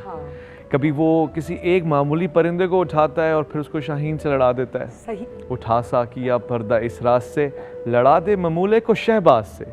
और कभी वो जंगल में दाखिला देता है अपने वजदान का, अपनी सोच का, और एक खच्चर की गुफ्तगू कराता है शेर के साथ। अब शेर जंगल का बादशाह है, खच्चर का क्या नस्ब है, बेचारे जो, हाँ, उसकी नस्ल क्या है, उसका बैकग्राउंड क्या है, एक सवाल है उन लोगों के लिए जो हमारी तरह कंफ्यूज रहते हैं। ये भी कर लूँ, वो भी कर लूँ, ये वाला फैशन भी आ जाए, वो वाला ढंग भी आ जाए। तो जो हमारा कल्चर है, जो हमारी रिवायत है, जो हमने बुजुर्गों से लिया है, जो हमारी खुदी है, वो कहाँ जाएगी। अब गुफ्तगू देखिएगा, शेर देखता है खच्चर को और उससे कहता है, साकिनाने दश्त सहरा में है तू सबसे अलग, कौन है तेरे आबा वश्त, किस कबीले से है तू। यानी जरा अपना तारुफ तो कराओ। खच्चर से कह रहा है, वो आर यू, कहाँ से आए हो, क्या तुम्हारा नस्ब है, मैंने तुम्हें देखा नहीं है, कौन सी फैमिली है, परिंदों की फैमिली है, जर्राफ की फैमिली है, घोड़े की फैमिली है, हाथी की फैमिली, कौन सी फैमिली से आए हो, तुम बिल्कुल अलग लग रहे हो। खच्चर आपको पता है ना कि उसमें तमाम, यानी उसका एक अलग ही रंग ढंग अंदाज ही भी हो, अंदाज चाहो एकड़ी उन टेक्सचर अजीब सो आ पर हाँ, क्योंकि उसका बैकग्राउंड जो है वो एक सॉलिड नहीं है ना। तो साकिना ने दश्त सहरा में है तू सबसे अलग, कौन है तेरे आबा वश्त, किस कबीले से है तू। जवाब में खच्चर क्या बोले, वो अपना तारुफ तो करा नहीं सकता क्योंकि उसका अपना कुछ है नहीं। वो तारुफ करवाता है घोड़े का, मेरे मामू को नहीं पहचानते शायद हुजूर, वो सबा रफ्तार शाही अस्तबल की आबरू। अरे वाह। वो कह रहे मेरे मामू आपके शाही जो महल है उसमें काम करते हैं, वो तेज दौड़ते हैं। यानी जब हमारी खुदी खो जाती है ना, हमारा अपना तारुफ भी खो जाता है, हम बता भी नहीं सकते हम कौन है। अगर उसकी जगह कोई और जानवर होता वो बताता मैं, मेरे पुरख, मेरे अबा व अजदाद ऐसे थे। वो तो आधा घोड़ा और आधा गधा है, तो वो क्या बताएगा। तो फिर वो दूसरों की तारीफें करेगा। जैसे आज हम में से अक्सर लोग ये तो कहते हैं कि जी फलां हमारे बुजुर्ग थे, ये थे, आप क्या हैं, सही, आप किस मकाम पे खड़े हुए हैं, तू पान छाई। हाँ, किया क्या है हमने। तमाम तर सोशल मीडिया जितने भी अकाउंट्स हैं या जो चीजें हैं प्लेटफॉर्म्स की, उसमें हमारी क्रिएशन कहाँ पर है, सही, हमारी इन्वेंशन कहाँ पर है, सही। हमने क्या रोल अदा किया है, सिर्फ इस्तेमाल ही किया है, क्या हम खुद प्रोडक्ट बन गए। बहरहाल आज गुफ्तगू इतनी हसीन है और आपकी एक खूबसूरत सा मौजू लिए बैठी हैं। इकबाल ने इस तरह से गुफ्तगू का आगाज़ किया है, सवाल करते हुए, और फिर वो शिकवे की तरफ जाता है। कभी वो दर्द सुनाता है, कभी वो दर्द सुनता है, कभी वो शुक्र करता है, कभी वो शिकवा करता है और फिर उसके बाद शुक्र करता है। एक ऐसी नज़म जो इकबाल ने पूरी उम्मत का दर्द महसूस करते हुए लिखी, ऐसे अंदाज से लिखी कि लोग नाराज़ हो गए। मतलब ये तो अंदाज खुदा से बात करने का नहीं है, ये तो बदतमीजी कहलाती। और इकबाल ने कहा, मैं वो शोख और वो मस्त इंसान हूँ जो बदतमीजी कर रहा है मगर एक मकसद के लिए। जैसे बच्चा लाड करता है, प्यार करता है, वो कोई वजह होती है, वो कुछ चाहता है, वो जवाब सुनना चाहता है। कहता है, क्यों ज़ियाकार बनूं, सूद फरामोश रहूं, फिक्रे फरदा ना करूं, महवे गमे दोष रहूं, नाले बुलबुल के सुनूं और हमतन गोश रहूं, हम नवा मैं भी कोई गुल हूं कि खामोश रहूं। ये तो फूलों का काम है कि हंसते हैं, मुस्कुराते हैं, जख्म सहते हैं। मैं नहीं सहूंगा, मुझ पे जो गुजर रही है मैं सायरा को बताऊंगा। मैंने जो दुख सहे हैं मैं ज़माने के सामने रखूंगा लाके, क्यों ज़ियाकार बनूं। तो वो कहता है, मैं भी कोई गुल हूं कि खामोश रहूं, जुर्रत आमोज मेरी ताबे सुखन है मुझको, शिकवा अल्लाह से खाक बदन है मुझको। कह रहे है। अब देखिए अंदाज क्या है, वैसे तो बड़ा नाखलफ अंदाज है, ऐसा महसूस हो रहा है कि कोई बहुत नाराज हो गया है, मगर वो दर्द बयान कर रहा है। मोहब्बत अल्लाह सां जेको इश्क या हुज्जत जेके चऊं, अल्लाह साईं त चवे थो न त दोस्त आहे, इंसान मुंहिंजो दोस्त आहे, मूंखां पंहिंजा मसला बयान करे सघे थो। पर मसलो इहो आहे जो पाण जेमहिल मसले ते था वञूं त पंहिंजो पाण में था ॻाल्हायूं, कंहिंखे ख़बर कोन्हे। इक़बाल जेको आहे उहो खुलेआम चयो आहे, उन ते उहा ॻाल्हि ग़लति ई सही में अची वई आहे। असल ॻाल्हि तो वो फिर अंदाज भी रखता है, खोगरे हमसे थोड़ा सा गिला भी सुन ले, ऐ खुदा शिकवे अरबाब वफा भी सुन ले। यानी जिसने हमेशा अलहम्द पढ़ी है, आज ज़रा सा शिकवा भी सुन उससे। जिसने हमेशा शुक्र किया है, फिर वो क्या कहता है, वो तमाम तर मिसालें देता है तारीख की। कहता है, बस रहे थे यहाँ सल्जूक भी, तौरानी भी, अहले ची में, ईरा में सासानी भी, इसी मामूरे में आबाद थे यूनानी भी, इसी दुनिया में रहते थे यहूदी भी, नसरानी भी। पर तेरे नाम पे तलवार उठाई किसने, बात जो बिगड़ी थी वो बनाई किसने, थे हम एक तेरे मार का आराओं में, खुशकियों में लड़ते थे, कभी सहराओं में, दी अज़ानें यूरोप के कलिसाओं में, और कभी अफ्रीका के तपते हुए सहराओं में। शान आंखों में न जचती थी जहांदारों की, कलमा पढ़ते थे हम साए में तलवारों की।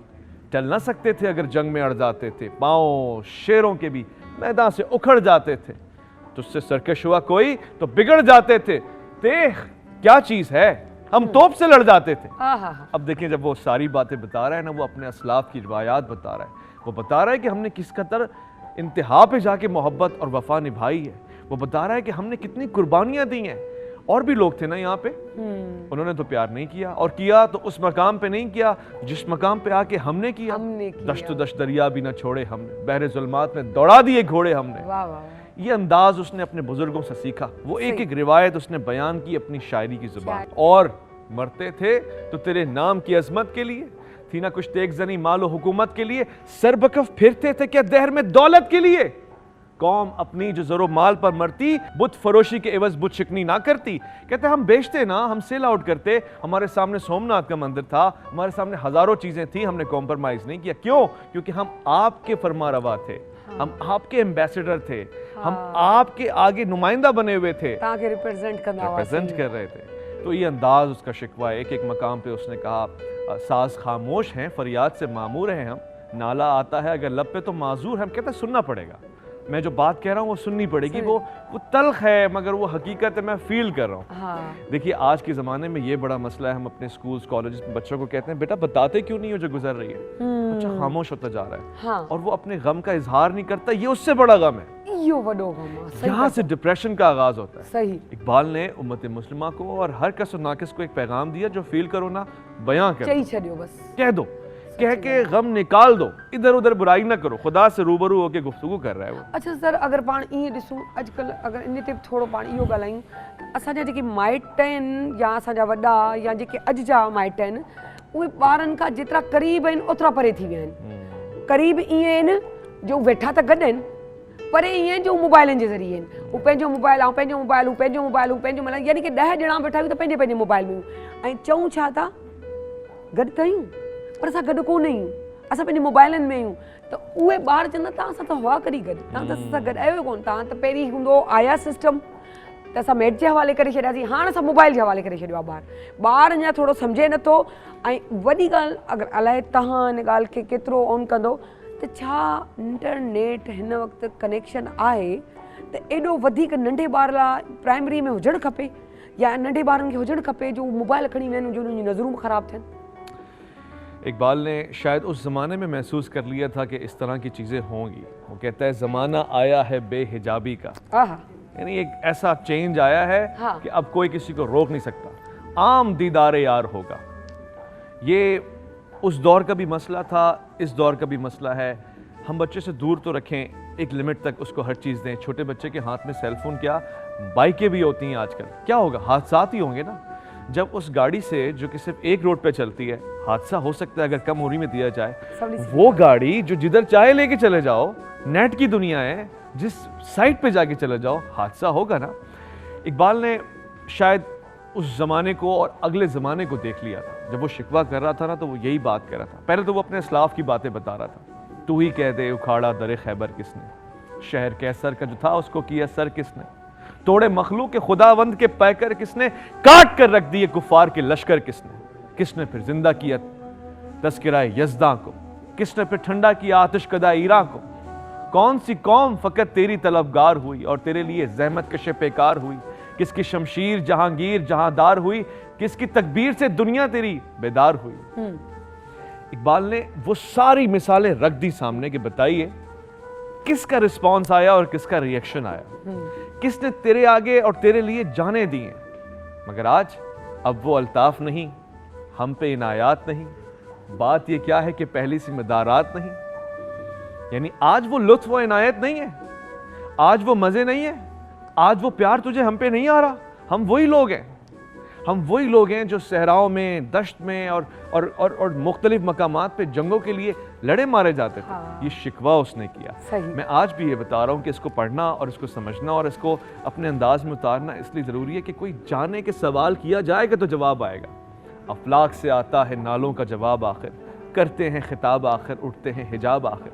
अहवाल मोहब्बत में कुछ फ़र्क नहीं ऐसा, सोज़ो तबो ताब अव्वल सोज़ो तबो ताब आखिर, मैं तुझको बताता हूँ कि तकदीर उमम क्या है, शमशीर सना अव्वल ताउस रुबाब आखिर, और मैं खाना यूरोप के दस्तूर निराले, देते हैं सुरूर पहले लाते हैं शराब आखिर। कहते हैं वो पहले चस्का लगा देते हैं और उसके बाद वो प्रोडक्ट देते हैं। यही हुआ है इंटरनेट की दुनिया जो आप बता रहे हैं। असल में बच्चे को क्यूरियोसिटी बहुत है कि क्या क्या होगा, और क्यूरियोसिटी अच्छी चीज़ है, मगर अगर हद से तजावज़ कर जाए, मकाम से पहले आ जाए, सारे इख्तियारात आपको कम उम्र में दे दिए जाएं, तो फिर तबाही मच जाएगी, क्योंकि वो बच्चा फिर आपके कंट्रोल में नहीं आता, वो आपकी सुनता नहीं, वो कहता है आप ही ने तो आदत डाली है, फिर आप बोल नहीं पाते उसके आगे।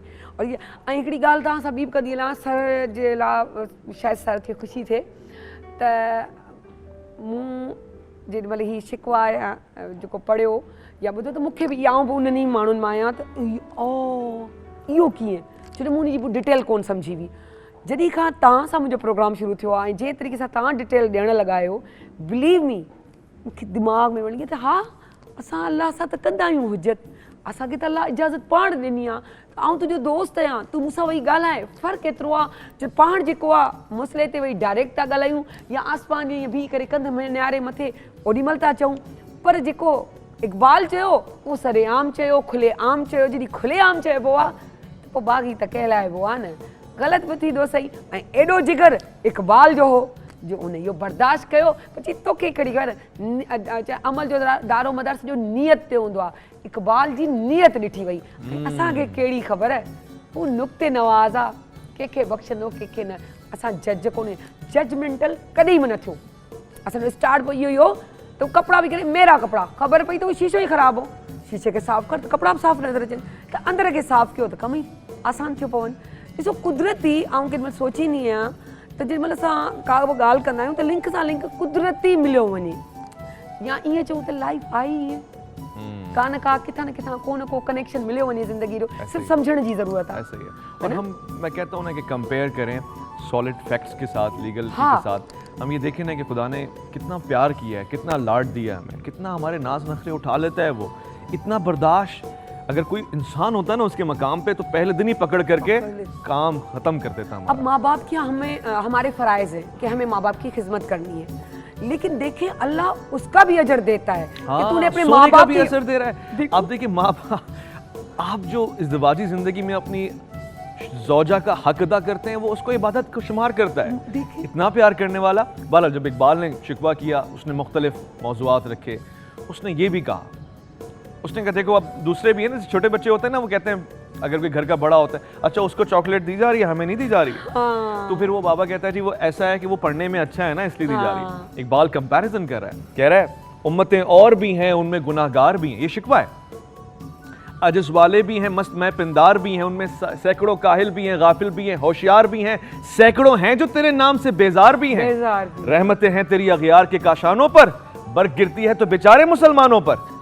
कह रहा ये क्या बात हुई, हमने तो इतना काम किया था, वही हम थे ना जो टल ना सकते थे, जंग में अगड़ जाते थे, हम पे इतनी सख्ती क्यों है, हम पे आज नाराज हो गया है क्या तू, ये लाड है उसका, क्या वजह क्या है, वो वजह मांग रहा है, वो रीजन मांग रहा है, वो रीजनिंग कर रहा है, वो कह रहा है वो सारी नेमतें जो आपने दूसरों को दे रखी है ना, हमसे क्या कसूर क्या हुआ है, हमें देखे तो सही है।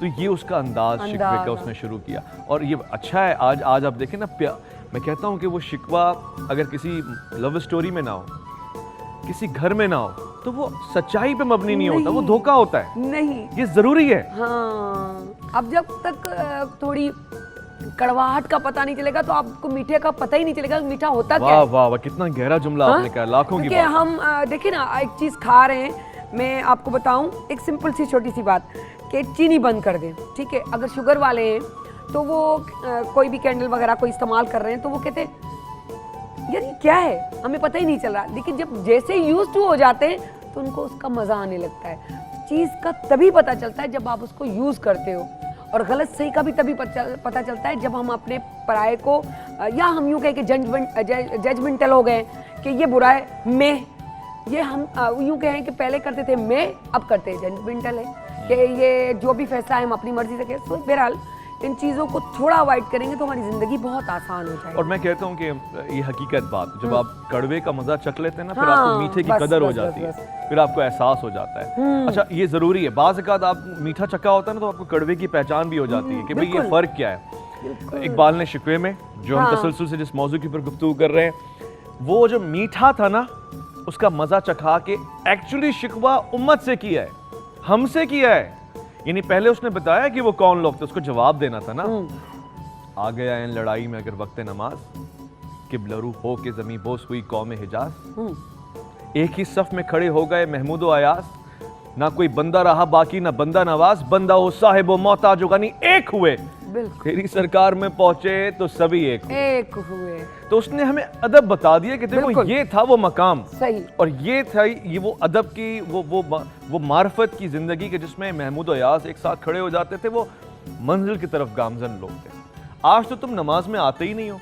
अब जब उसने जवाब दिया है, जिसको हम इंशाल्लाह एक और प्रोग्राम में रखेंगे, वो शिकवा एक्चुअली हमसे कर रहा है, वो बताना हमें चाह रहा है कि देखो वो लोग थे, उन पे नाज था, आज तो तुम में वो बात ही नहीं है। मगर उसने अंदाज ऐसे ही अपनाया है जैसे कोई बच्चा रूठ जाता है ना, तो वो शिकवा करता है, वो लाड करता है, वो समझाने के लिए करता है, और ये मार्फत है।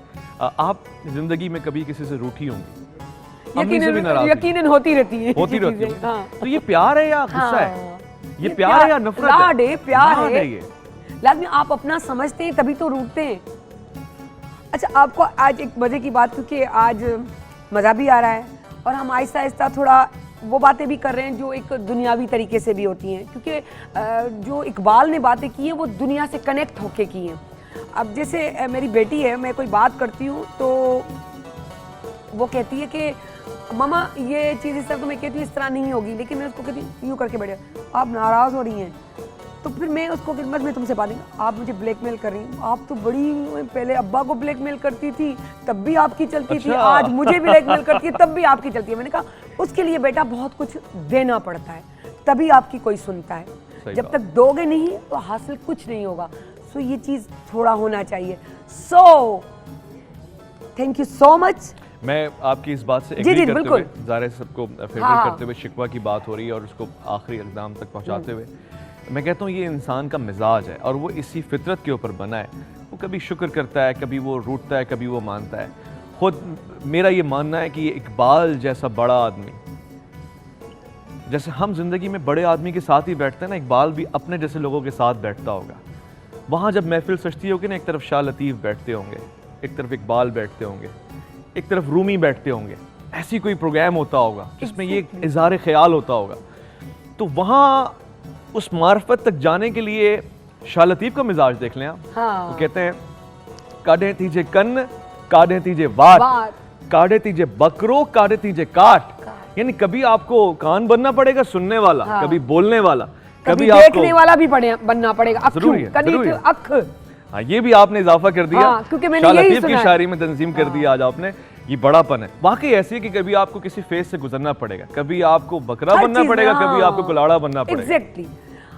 बहरहाल थैंक यू सो मच। वरी मथे हफ़्ते ज़रूर मिलंदासीं। सो थैंक यू था कयूं, वञूं था हिकु साई खण ब्रेक ते।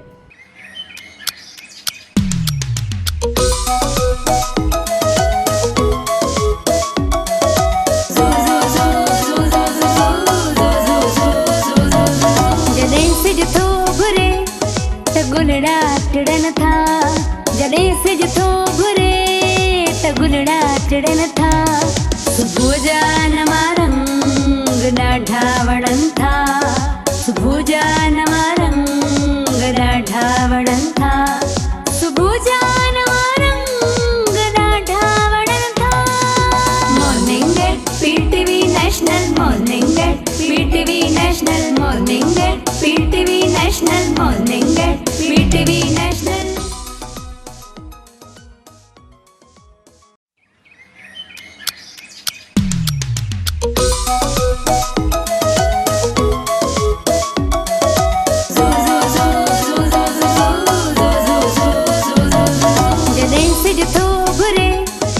गुलड़ा चढ़न था, जड़े से जो घुरे त गुलड़ा चढ़न था, सुबह जान रंग ॾाढा वणन था, सुबह जान रंग ॾाढा वणन था।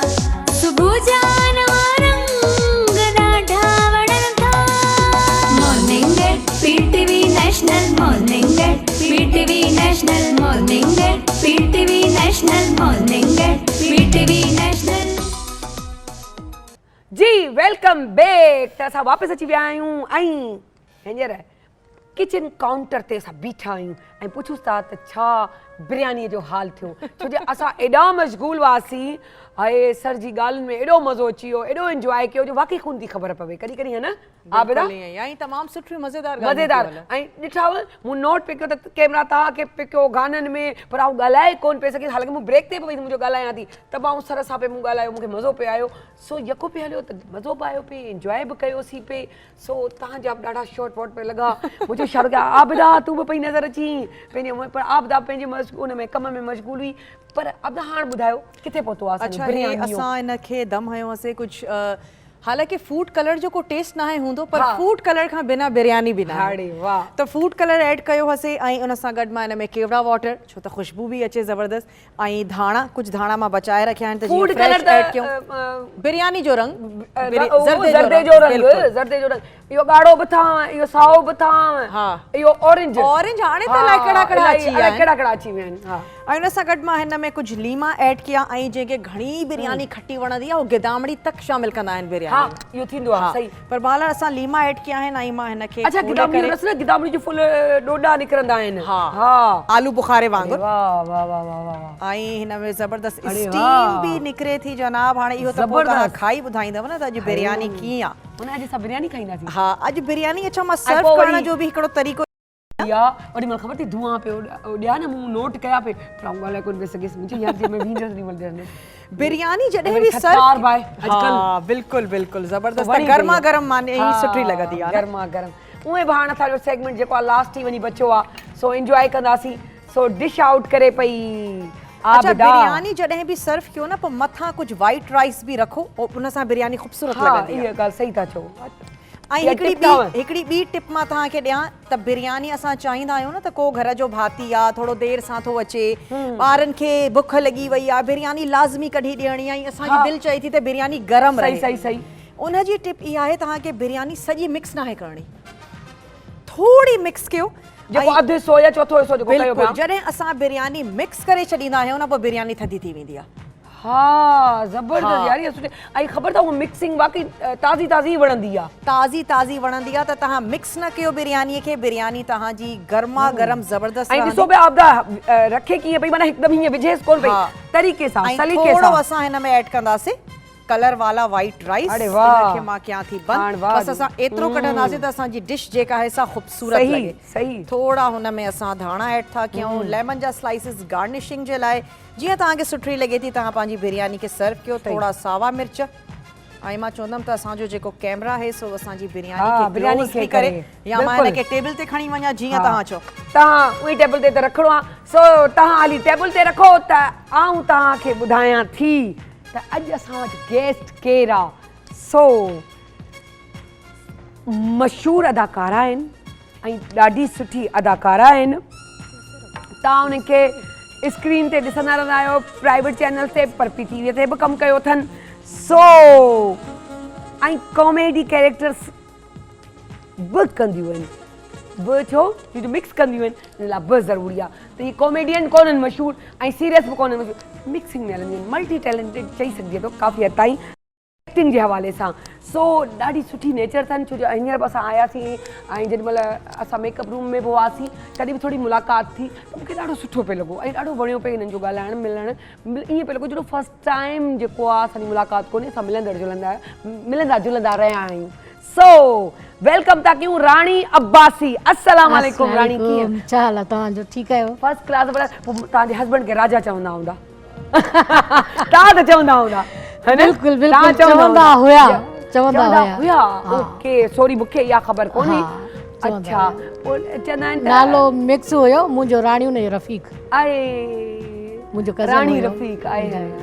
अलाह उन्हनि खे जन्नत फिरदौस में आला मुक़ाम ॾे। सो ज़बरदस्त। पर लाइफ हिकिड़ी सिंगल पेरेंट्स जे तौर ते, छो जो हाणे जॾहिं इहा ॻाल्हि ॿुधी आहे त थी केतिरी ॾुखी हुई?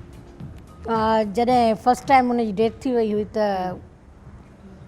असांजी जॾहिं ज़िंदगी ॾाढी ॾुखी गुज़री ॾाढी ॾुखी। हाँ ॾाढी ॾुखी पर गुज़री मां बचड़ा strong नंढड़ा हूंदी हुया आहे। मुंहिंजा मां स्ट्रॉन्ग हूंदी आहे, मां हा हा ताक़तवर न न हूंदी आहे, बिल्कुलु हिम्मत वारी बिल्कुलु हूंदी आहे इहा न। तव्हांजी ॻाल्हि सही इहा आहे ब्लेसिंग अल्लाह मां असां औरत हूंदी खे आहे, ॾिनी पोइ- आहे ऐं ख़ासि तौर ते माउ खे।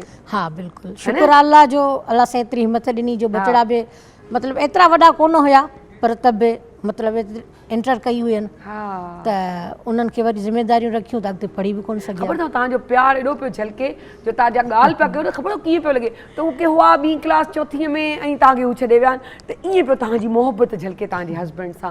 सो उहो तव्हांजी सो बहरहाल हाणे इहे ज़िंदगी आहे, इहा ई ज़िंदगी आहे, ईअं ई असांखे गुज़ारणो आहे। असांजा प्यार आहे छो जे हुनजे अॻियां कंहिंजी कोन लॻंदी आहे। सो बहरहाल पंहिंजी जॻह ते अल्लाह तव्हांखे सब्र हिम्मत ताक़त ॾे। आमीन। बहरहाल लाइफ हले पई, लाइफ डोड़े पई, लाइफ भॼे पई, कीअं पई भॼे इहो ॿुधायो। ज़िंदगी आहे ई भॼण जो नालो, जेको आहे भॼण जो नालो ई ज़िंदगी आहे त ज़िंदगी खे पिया भॼायूं पई हले हा ऐं शुक्र आहे शुक्र आहे मालिक। शुक्र आहे अल्लाह जो शुक्र आहे तमामु सुठी थी गुज़रे। ज़िंदगी जो मतिलबु जॾहिं हस्बैंड ज़िंदा हुआ तॾहिं खां स्टार्ट कयल हो हा हा एक्टिंग में? बिल्कुलु बिल्कुलु केतिरा साल थिया आहिनि हिन फील्ड में? मूंखे तक़रीबन 18 साल थी विया आहिनि। माशाअल्लाह। 18 साल थी विया आहिनि। अञा को दिलि में अथव त ही कैरेक्टर कोन थियो आहे, इहो बि अञा थियणु घुरिजे? करेक्टर मूं मुख़्तलिफ़ करेक्टर कया आहिनि, तमामु घणा कया आहिनि। 18 सालनि में तव्हां सम्झी सघो थियूं माशाअल्लाह सां। त केतिरा मूं करेक्टर कया हूंदा हा ऐं हर करेक्टर में अल्लाह जो शुक्र आहे सुठी कामयाबी मिली आहे। इन में त को शक कोन्हे कॾहिं तव्हां जिते तव्हां वेठा आहियो छो जो तव्हां कामयाबु आहियो,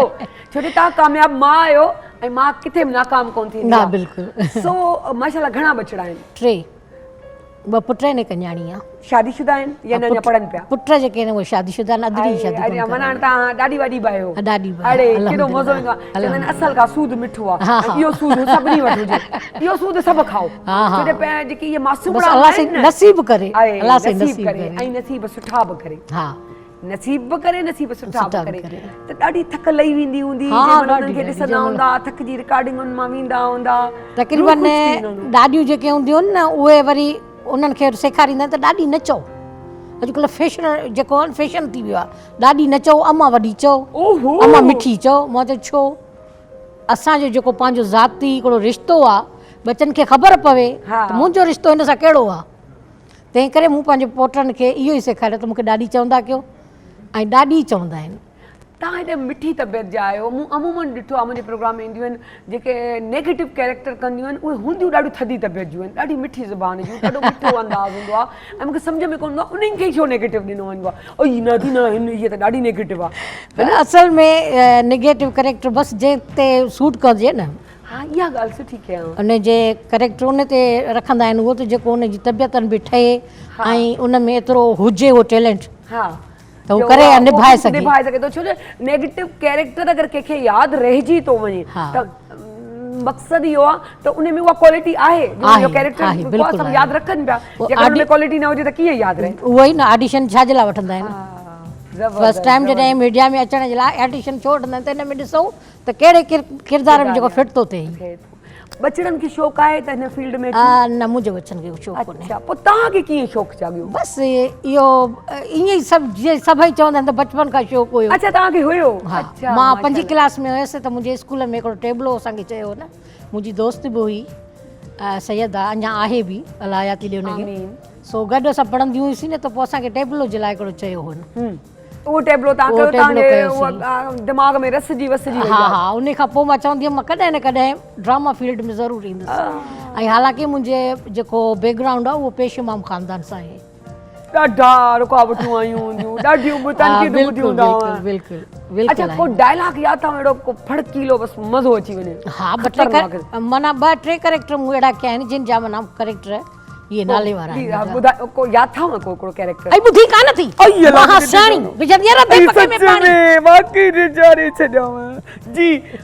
वरी ॿियो को ॿुधायो हाणे? ॿियो आहे ऐं साबा सिर मथो सदको वञे ई, साबा सिर मथो सदको वञे माई। अञा मूं पुछो पे बिलीव मी हिन मूंखे झटि ईअं ॾिनो ऐं सीरियस तव्हां कैरेक्टर जे बारे में चओ त मां कैरेक्टर में अची वञा। करेक्ट अञा चऊं ई पिया त अची विया मिंटनि में, ख़बर ई न पई। वाओ ईअं ई त हूंदो आहे न अच्छा कैरेक्टर इहो करणु। चवंदा आहिनि त सीनियर थी वेंदा आहिनि या एक्टर जेको हूंदो आहे उहो एॾो टैलेंटेड हूंदो आहे जंहिं महिल सोचींदो आहे हीअं निहारींदो हीअं करे हीअं कंदो आहे त ओए आंसू अची वेंदा आहिनि। इहो सच आहे? हा इहो आहे। बिल्कुलु माना गुम थी वेंदो आहे उन में, उन कैरेक्टर में, कैरेक्टर में गुम थी, छो त उनखे पंहिंजो माज़ी थोरो यादि करणो पवंदो आहे न, है न? त असां सां इहो माज़ी को गुज़रियो अहिड़ो आहे। दुख अहिड़ो का हा, ॻाल्हि उनजे करे बसि उहो अखियुनि में ॻोढ़ा अची वेंदा आहिनि। जेको हिकिड़ो कैरेक्टर सां ॿुधो या ॾिठो जंहिंमें तव्हां हिकिड़ी जिंदड़ी थी विया हुआ। हा, मां हिकिड़ो उहो कयो थोरो हॉरर कयो हुयो हिकिड़ो। हा, उहो कहिड़े क़िस्म जो कीअं हो, छा थोरो उन जी लाइन हिकिड़ी ॿुधाईंदो? उनजी मूंखे लाइनूं यादि यादि कोन्हे, उहो स्टाइल ई को ॿुधाए छॾियो असांखे। हा, बसि उहो इन में वार खुलियल हुया। अच्छा, वार अॻियां करे हा, ईअं, बिल्कुलु। ओहो। ऐं वाइट कलर जी मुंहिंजी ड्रेस हुई। अच्छा, कॾहिं अहिड़ो को कैरेक्टर जेको औलाद चयो जे मां हीअं त न कर, न हीअं त न कंदी कर, न बचड़ा मूंखे ईअं, मुंहिंजो हिकिड़ो पुटु आहे जेको मूंखे थोरो घणो टोकींदो रहंदो आहे। पोइ चवंदा आहिनि को न को हिकिड़ो उनखे माण्हू ॾाढो हूंदो आहे। शौक़ु आहे, पर हींअर बचड़े वारो थी वियो आहे न, त टाइम ई नथो मिले। टाइम नथो मिले हुनखे, हुनजी न, न, जॉब अहिड़ी आहे। अची वेंदो जॉब इंशाअल्लाह अहिड़ो ज़रूरु कंदो, भला ठहियो रिटायर थी पोइ कजो, पोइ बि त पीउ जा कैरेक्टर बि त सुठा हूंदा आहिनि असांजा। जी अच्छा, जेके कॉमेडी किड्स जेको तव्हां कंदा आहियो नजमा कामिश सां, स्किट्स जेके तव्हां कंदा आहियो नजमा कामिश नजमा सां, सां मूं घटि कमु कयो आहे, पर कयो आहे हिकिड़ो। पर उन में बि ॾिसो ना हिकिड़ो ॿ जेके बि कयो तव्हां घटि, पर यादि त आहे न माण्हुनि खे, जो असांखे इहा ॻाल्हि जेको आहे नोट थियो आहे, उहा यादि अथव तव्हांखे? माना टाइम थियो आहे, टाइम घणो टाइम थियो आहे, घणो टाइम। पाण बेसिकली कहिड़े शहर खां था तालुक रखो? मुंहिंजो ज़िलो दादू आहे, तालको खैरपुर नाथनशाह। दादू दादू में का है जादू। जादू, दादू में दादू जो जादू पियो चमके, भला ॻाइण सां दिलचस्पी अथव? तमामु घणी आहे, मां पंहिंजा एल्बम बि ॿ कया हुआ। अई सच्ची चओ? हा, पोइ मुंहिंजी मूंखे इहा ॻाल्हि छो कोन ॿुधायो, मूंखे दुख थी पियो आहे। मुंहिंजी वालदा माइक जेका ॾियो। आहे, वालदा गुज़ारे वई, अच्छा, हुन मुंहिंजे खां लाइ पोइ सरप्राइज़ छॾे ॾिनी। यार, इहो हिननि लाइ बि सरप्राइज़ आहे। माइक ॾियो, अगरि माइक ॾेई सघो था त मूंखे माइक ॾियो, त आउं चाहींदसि त थोरो त गानो ॻाइनि त मज़ो त अचे, ऐं असांजा म्यूज़िशियन बि अलर्ट थी वञनि, ऐं पोइ असां चवंदासीं अच्छा तव्हां पोइ भले इन ई माइक ते ॻायो, माइक असांखे नज़र कोन पियो अचे। जी। ओ शाम जो ही पहर नाव असांजे कयो, ओ शाम जो ही पहर नाव असांजे कयो, कुझु त ईंदा कयो, के त ॻाल्हियूं कयो, ओ शाम जो ही पहर नाव असांजे कयो, मेहरबान तुझी अखिड़िन में चाहे लिकल, मेहरबान तुझी अखिड़िन में चाहे लिकल, मेहरबान तुझी अखिड़िन में चाहे कल, डंबदींदा रहो पोइ बि प्यारा लॻो, डंबदींदा रहो पोइ बि प्यारा लॻो, कुझु त ईंदा कयो, के त ॻाल्हियूं कयो, शाम जो ही पहर ना तव्हांजे कयो। ओहो, अदीअ खे इहो तव्हांजो हेॾो सुबुह जा उथंदा आहियो? सुबुह जो अल्हम्दुलिल्लाह गानो सुबुह ते खड़कीलो को यादि अथव? सुबुह वारो न को यादि कोन्हे।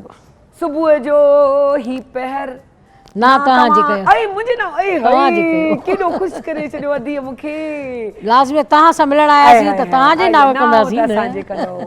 अलॻि ॻाल्हि साॻी हूंदी आहे, हिकिड़ो फजर जो टाइम, हिकिड़ो वरी शाम वारो मग़रिब जो टाइम। हा, ॿई मिलंदड़ जुलंदड़ टाइम आहिनि, ऐं उन में रिकॉर्डिंग बि वाह जी थींदी आहे, असां उन मां बि कम हलाए वेंदा आहियूं। हा, सो लाइफ में का अहिड़ी हींअर बि का ख़्वाहिश हुजे त हीअं थी वियो, जेको थियो उहो त छुटो, पर अञा बि का ख़्वाहिश हुजे त अञा बि हीअं थियणो हुजे? अल्हम्दुलिल्लाह मूंखे जेका दिलि में ख़्वाहिश आहे सालनि खां वठी करे, मां जॾहिं बि कंहिं ॿाहिरि मुल्क जॾहिं वञा त मां पहिरियों उमिरो करणु वञा। अच्छा, जॾहिं हिन फील्ड में आया त पाण ई बसि माना ऑडिशन ॾियणु अची विया या कंहिंसां गॾु आया? न, हा, मुंहिंजो कैमरामैन हुयो हिकिड़ो असांजे लाड़कानी सिटी में, त उतां जेको आहे सो मूंखे उहो वठी वियो। उन तव्हांखे इंट्रोड्यूस करायो। जी। पोइ हिते का दोस्ती वोस्ती ठही हिन फील्ड में? दोस्ती घटि आहिनि, ॿ दोस्त आहिनि मुंहिंजूं जेके उन्हनि सां ॻाल्हि ॿोल खिल मज़ाक रहंदी आहे, तक़रीबन। माना अहिड़ो कोन्हे जेकी घर ताईं अचण? न, अहिड़ी फील्ड मूं कोन रखी आहे कंहिंसां बि न, छो त मुंहिंजा ॿार हिन ॻाल्हि खे पसंदि कोन कंदा आहिनि।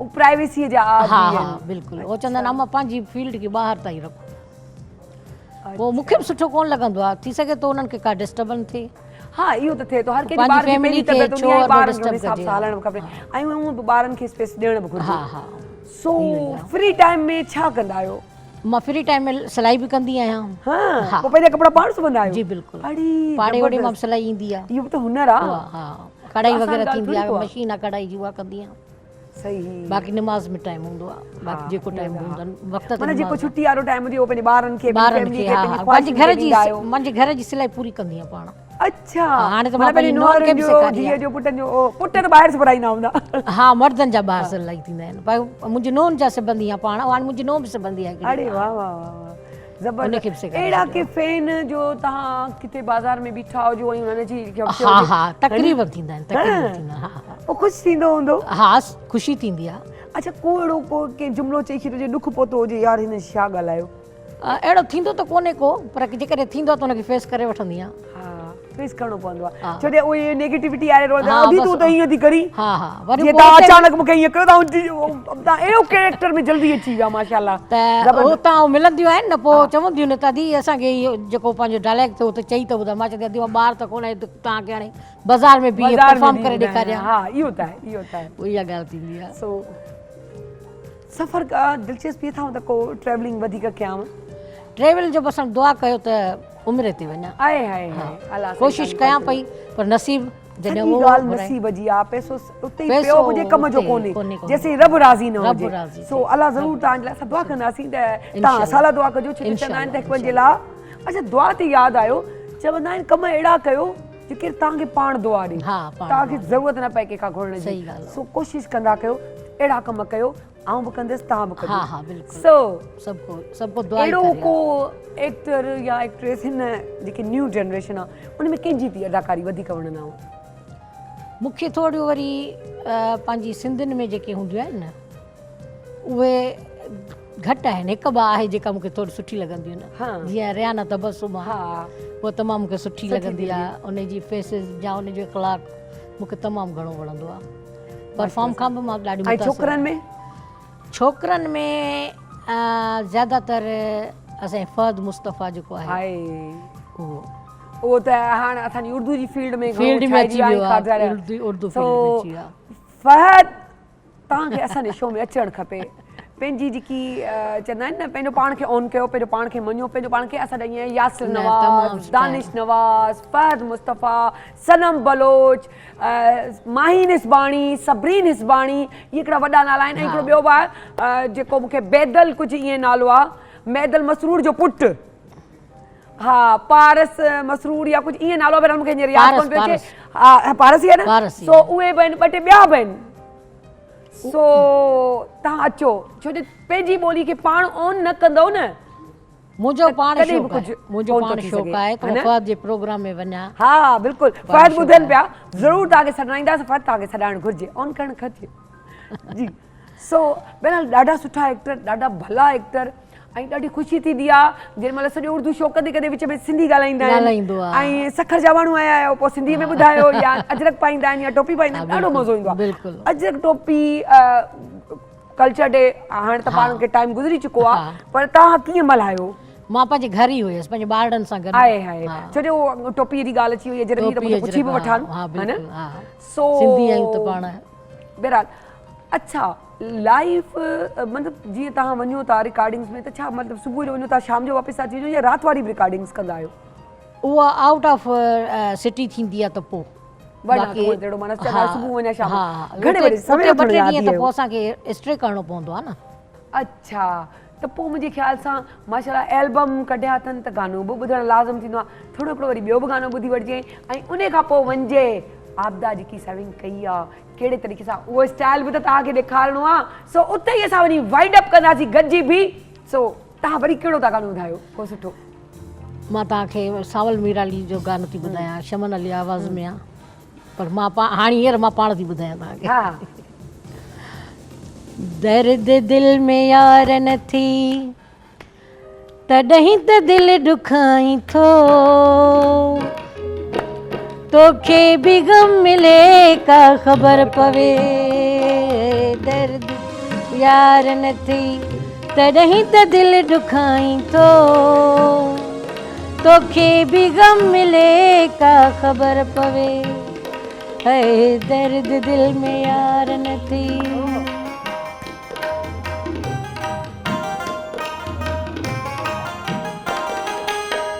सही सही सूरत पई मुंहिंजी दिलि साणिया रोई रोई सुकी वियो अखियुनि जो पाणिया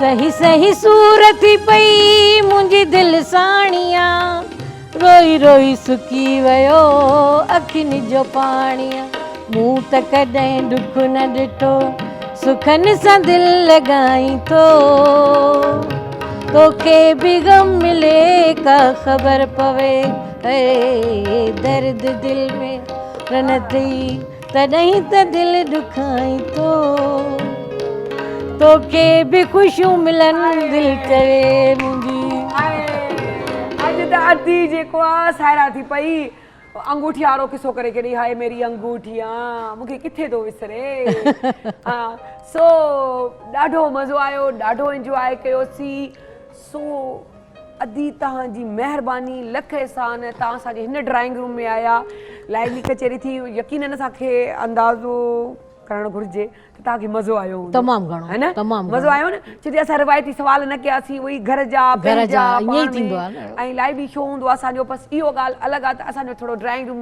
वॾड़ो थी पियो आहे तव्हांखे ॾिसो पिया माशाल्लाह ड्राइंग रूम हा थोरो वॾड़ो थी पियो आहे सो असांखे सरप्राइज़ ॾियण जी आदत हूंदी आहे तव्हांखे ख़बर आहे हमेशह सरप्राइज़ जो ज़िक्र कंदी आहियां त अहिड़ा सरप्राइज़िस अॻियां बि ॾींदी रहंदीसांव टेंशन न खणिजो सरप्राइज़िस सुठा हूंदा महिरबानी अदी सो अचो त बिरयानी बि खाऊं था ऐं वाइंड अप था कयूं पंहिंजे प्रोग्राम जो सो हमेशह वांगुरु हिकिड़ी ॻाल्हि चवंदसि त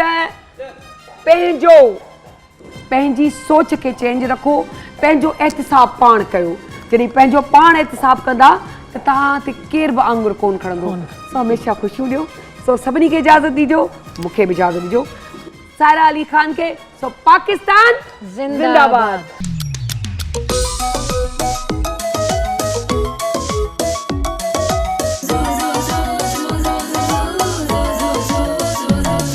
जॾहिं सिज थो घुरे त गुलड़ा टिड़न था जॾहिं सिज थो घुरे त गुलड़ा टिड़न था सुबुह